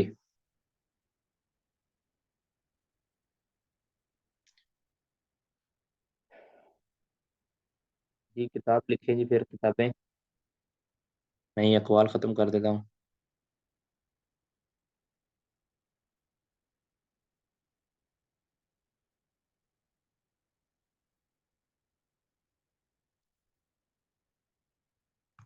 تدلیس اور مدلسین بارے میں کتابیں. ٹھیک ہے، یہ چند ویسے کتابیں تو کافی لکھی گئی ہیں آج تک، چند ایک کتابیں میں آپ کو لکھوا دیتا ہوں.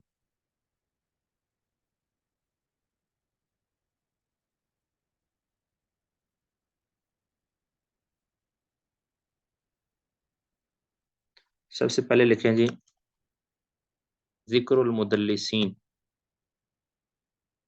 یہ ہے امام نسائی رحمہ اللہ کی وفات 303 ہجری ہے.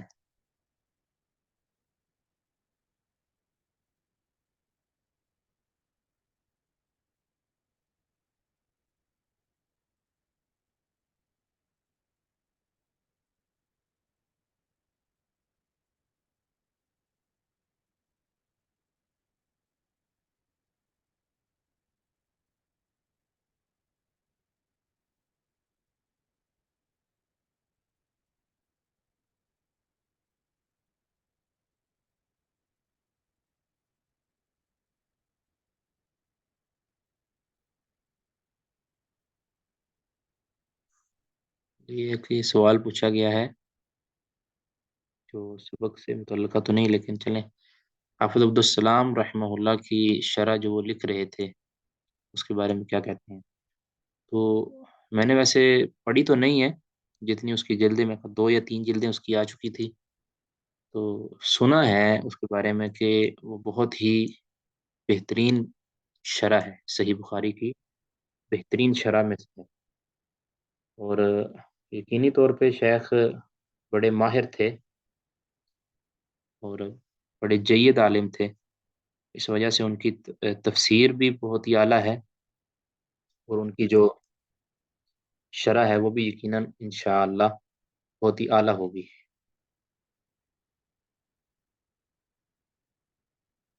باقی بڑا عرصہ انہوں نے صحیح بخاری پڑھائی ہے، اس لیے وہ حق بھی رکھتے ہیں کہ ان کی کتاب بہت اچھی ہو.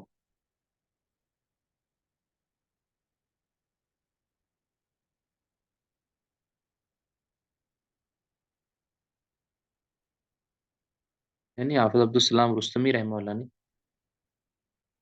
حافظ عبدالسلام بٹوی رحمہ اللہ، حافظ عبدالسلام بن محمد بٹوی. ان کی یہ تفسیر بھی ہے 4 5 جلدوں میں، اور صحیح بخاری کی وہ شرح لکھ رہے تھے، تو اس وجہ سے وہ مکمل نہیں کر سکے غالباً.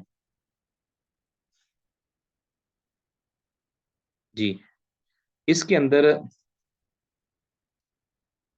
امام نسائی رحمہ اللہ نے ایک چھوٹا سا رسالہ ہے امام نسائی رحمہ اللہ کا، چھوٹا سا رسالہ. اس میں انہوں نے 18 مدلسین کا ذکر کیا ہے. ٹھیک ہے، 18 مدلسین کا انہوں نے ذکر کیا ہے. یہ ساتھ ساتھ ادبی لکھتے جائیں.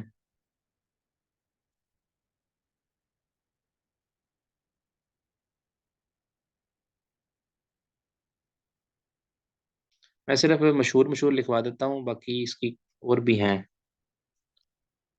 جامع التحصیل، یہ حافظ علائی. ٹھیک ہے، المتوفہ 761 ہجری. جامع التحصیل یہ مرسل روایات کے بارے میں بھی اس میں ذکر ہے، مراسیل کے بارے میں بھی ذکر ہے، اور اس میں مدلسین کا ذکر بھی ہے.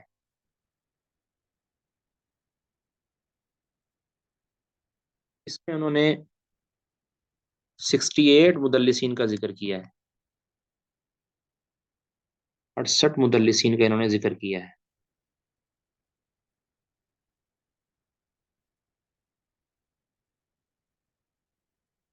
نمبر 3.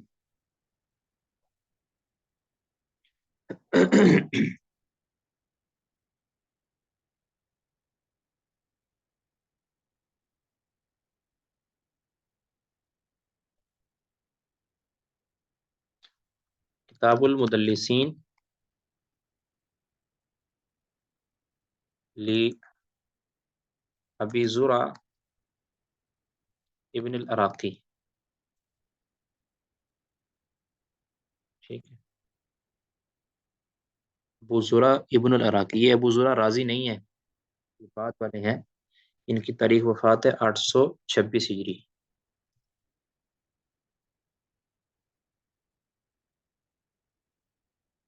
انہوں نے اپنی کتاب کے اندر 80 مدلسین کا ذکر کیا ہے.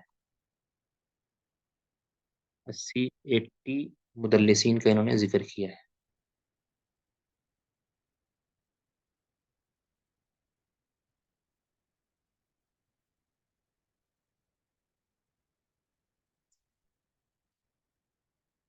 آگے ہے چوتھی کتاب التبیین، تبیین لاسماء المدلسین. التبیین لاسماء المدلسین.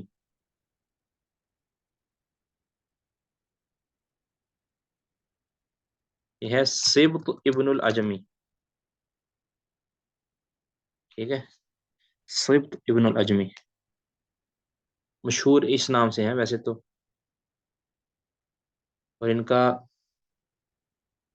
841 ہجری میں ان کی وفات ہے. التبیین لاسماء المدلسین.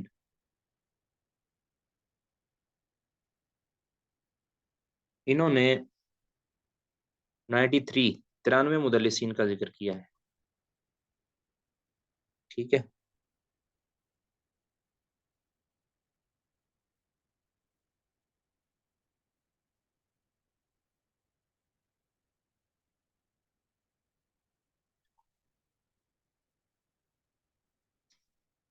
آگے 5ویں نمبر کی پہ کتاب ہے. یہ وہ جو طبقات المدلسین جس کو کہتے ہیں نا، اس کا پورا نام میں لکھوا دیتا ہوں. تعریف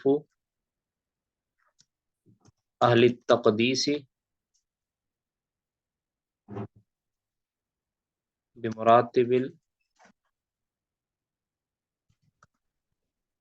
الموصوفین بالتدلیس.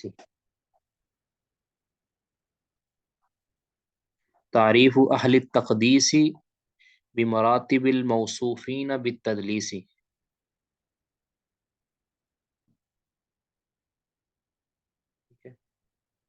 یہ ہے الحافظ ابن حجر العسقلانی.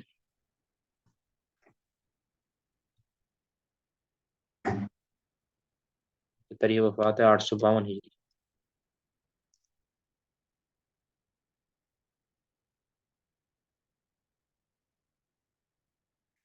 انہوں نے اپنی کتاب کے اندر 152 مدلسین کا ذکر کیا ہے. 152.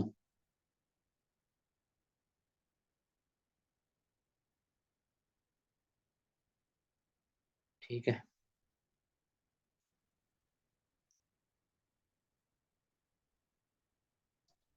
اس کو طبقات المدلسین بھی کہتے ہیں عام طور پہ نا.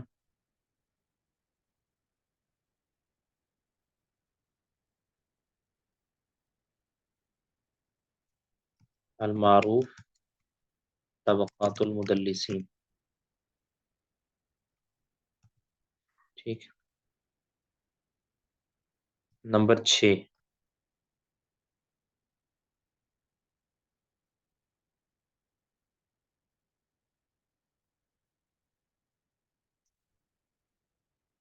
اسماء المدلسین. یہ ہے الحافظ جلال الدین السیوطی. ٹھیک ہے، جلال الدین سیوطی. یہ 911 ہجری میں ان کی وفات ہے. یہ اسماء المدلسین 71 مدلسین کا انہوں نے ذکر کیا ہے. 71.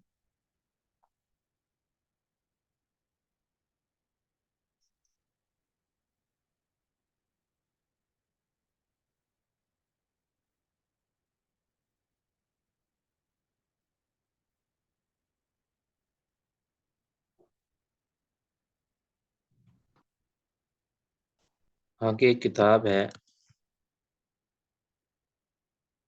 التدلیس فی الحدیث.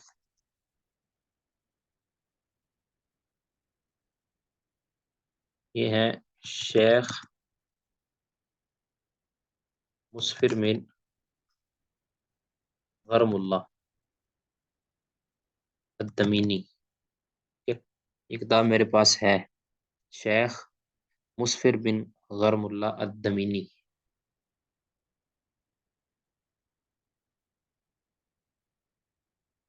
بلکہ اس سے پہلے اگر آپ لکھنا چاہتے ہیں تو اس سے پہلے آپ لکھ لیں.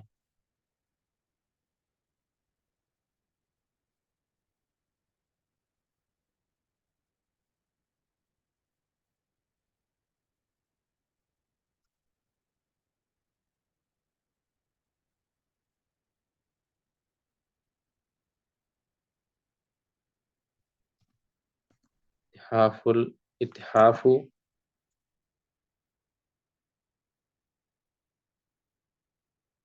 آپ یہ لکھ دیں کتاب المدلسین لشیخ عاد بن محمد الانصاری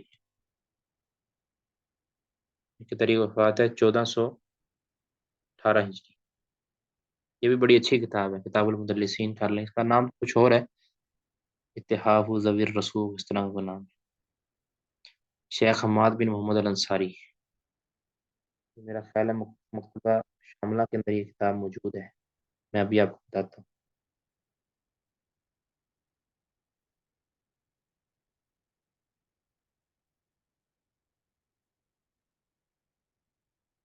جی یہ کتاب کا نام جو ہے نا چینج کر دیں. کتاب جو ہے نا یہ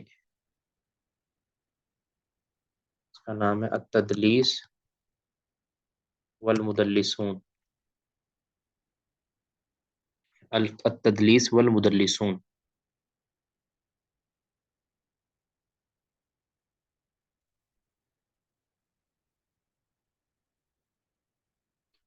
نمبر 9، معجم المدلسین محمد بن طلعت. محمد بن طلعت یہ بس معاصر ہی ہیں سمجھ لیں، یہ باقی جو ہے نا اس میں محمد بن طلعت معجم المدلسین. یہ بڑی اچھی کتاب ہے معجم المدلسین. اس میں انہوں نے جس بندے کو بھی، یہ سب سے جامع کتاب یہ ہے معجم المدلسین، سب سے جامع کتاب، جس میں جس بندے پر بھی تدلیس کا الزام ہے نا انہوں نے ادھر ذکر کیا ہے اس کو معجم المدلسین میں. جس پر بھی تدلیس کا الزام تو انہوں نے کیا یہ ہے کہ پھر اگر اس پر الزام ہے تو اس کو پھر اس سے بری قرار دیا ہے دلائل کے ساتھ بھی، یہ اس پر الزام یہ غلط ہے.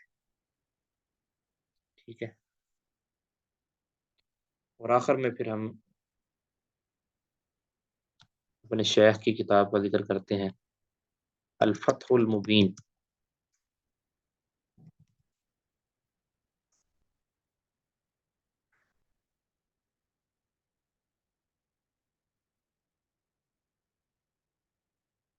فی تحقیق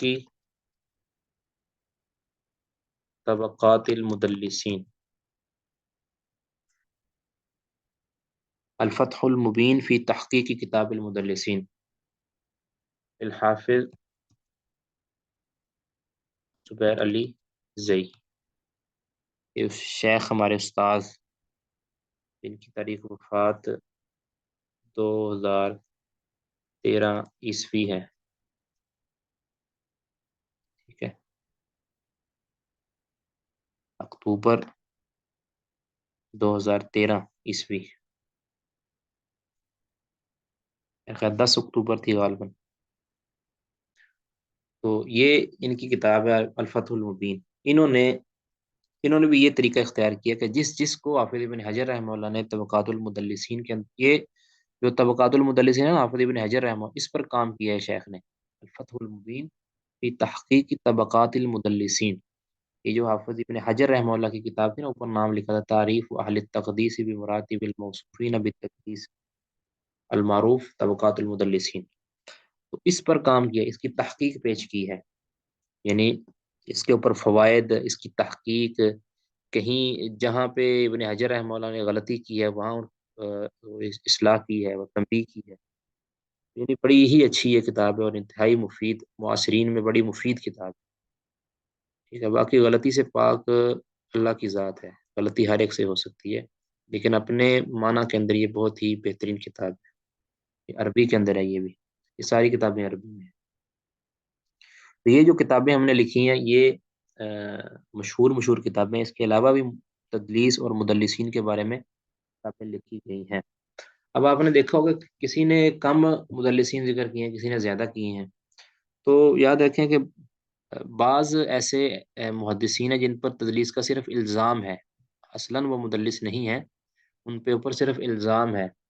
اور جب ہم دیکھیں گے، ان کی سرچ کریں گے تو پھر ہمیں پتہ چل جائے گا اور کہ وہ مدلس ہے یا نہیں ہے. تو اس اعتبار سے اگر آپ الفتح المبین جو آخری کتاب ہے شیخ زبیر رحمہ اللہ کی، اس کو آپ مد نظر رکھیں نا تو انشاءاللہ بہت ہی بہترین رہے گا. تو شیخ نے اس کتاب کے اندر طبقات المدلسین پر جو طبقات المدلسین میں جن راویوں پر حافظ ابن حجر نے مدلس ہونے کا حکم لگایا ہے اور وہ حقیقتاً وہ مدلس نہیں تھے، تو حافظ زبیر علی زئی رحمہ اللہ نے ان کو بری قرار دیا، یعنی وہ کہتے ہیں بری من التدلیس. اور بعض ایسے نام بھی انہوں نے ذکر کیے ہیں جو اضافہ ہیں، یعنی جو ابن حجر نے ذکر نہیں کیے بلکہ حافظ صاحب نے اس کو مختلف کتابوں سے لے کر آخر میں ذکر کی ہے. تو یہ اس اعتبار سے یہ بڑی ہی بہترین کتاب ہے، بہت جامع ہے. ٹھیک ہے. یہ دو سو صفحے، 200 صفحے کی کتاب ہے صرف یہ. تو اس میں بہت مفید باتیں ہیں. اللہ عالم بالصواب. تو یہ ہمارا تقریباً تدلیس کے حوالے سے چیپٹر کلوز ہوا. آپ ان چیزوں کی دہرائی کریں، ان کتابوں کو دیکھنا چاہتے ہیں کتابوں کو دیکھیں. ان چھٹیوں کے اندر، یعنی 3 چھٹیاں جو، ان میں آپ مدلسین کے نام یاد کر لیں، اور بھی جو کام کرنے والے ہیں وہ لازمی کریں. اللہ تعالیٰ جزائے خیر دے. باقی کسی نے کوئی سوال کرنا ہے، کوئی رائے دینی ہے تو جلدی سے بیان کر دیں. جزاک اللہ خیر. وعلیکم. وعلیکم السلام ورحمۃ اللہ وبرکاتہ. شیخ موجم معنی ڈکشنری جی. عربی میں، موجم کے معنی ڈکشنری ہے نا شیخ؟ ہاں جی. تو کس مناسبت سے نام رکھا گیا ہے موجم المدلسین؟ یعنی مدلسین جو راوی ہیں نا، مدلس راوی ہیں، ان کو حروف تہجی کے اعتبار سے انہوں نے جو ہے نا جمع کر، جی حروف تہجی کے اعتبار سے. مثلا اسماعیل بن ابی خالد ایک جی. مدلس ہے نا، اسماعیل اچھا بن اچھا. ابی خالد، اس کا نام پہلے جی آئے جی گا. سمجھا. الفابet. ہاں جی. وہ حسن بصری کا بعد میں آئے گا. جی جی جی. الفابیٹک. جی. یہ معاذ بھائی کہہ رہے ہیں کہ انشاءاللہ ایک طریقہ اپنایا جائے گا جس سے اسماء، یعنی مدلسین کے نام یا کتابوں کے نام بڑی جلدی یاد ہو جائیں گے اگر گروپ میں کردار ادا کریں، ہمت کریں. ٹھیک ہے. تو سارے کوشش کریں گروپ کے اندر کچھ نہ کچھ وقت لازمی دیں اور حصہ دیں، چاہے بے شک غلط ہو جائے کوئی مسئلہ نہیں. جب انشاءاللہ. غلط اب کر دیں گے تو غلطی کی اصلاح بھی ہو جائے گی نا. یہ ایسا تو نہیں ہے کہ اللہ رب العزت کے پاس آپ کا نامہ مال تو پیش نہیں ہو رہا. آپ ادھر غلطی کریں گے تو آپ کی کوئی اصلاح بھی کر دے گا. اگر آپ اسی حیا کا شکار رہیں گے جو کہ حقیقت کے اندر حیا نہیں ہے، تو پھر وہ حیا دار ہی رہ جائیں گے اور پھر آپ غلطی کو اپنے اندر ہی چھپا کے رکھیں گے.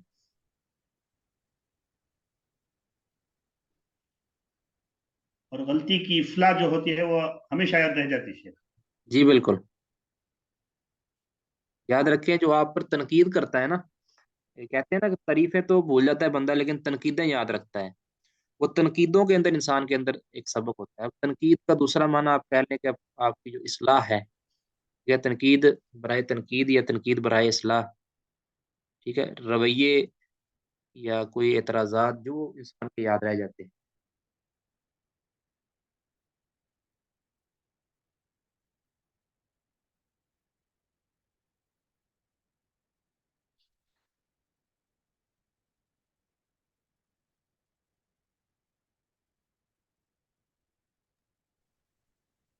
جی یہ پوچھا گیا ہے کہ سوال ہے عبداللہ پوچھے. بن، یہ ایک ایک سیکنڈ، یہ پوچھا گیا تھا ام عبد الرحمن حافظہ اللہ کی طرف سے کہ عبداللہ بن ابی نجی اور ایک اور راوی کا تذکرہ باقی تھا، آپ نے آخر میں یاد کروانے کو کہا تھا. جی میں نے وہ ذکر کر دیا تھا نا پھر آخر میں، عبداللہ بن ابی نجی، اسی طرح سفیان جی. بن عیینہ اور دیگر جو ہے نا، ان کے جو مجاہد سے تفسیری روایت، وہ جو سارا ذکر کیا تھا وہ یہی مراد تھا میرا. جی کوئی اور بات کسی ساتھی نے کرنی ہے؟ شیخ یہ جلال الدین السیوطی جی جی. جلالین میں سے شیخ. جلالین. ہاں جی وہ تفسیر جلالین. ہاں وہی ہے جلال یہ. جلال الدین ہلی اور جلال الدین سیوطی غالب. جزاک اللہ خیر احسن الجزا.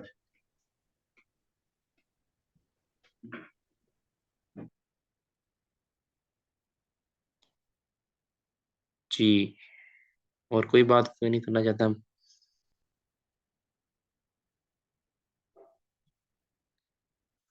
جی پھر انشاءاللہ ہم کلاس ختم کرتے ہیں.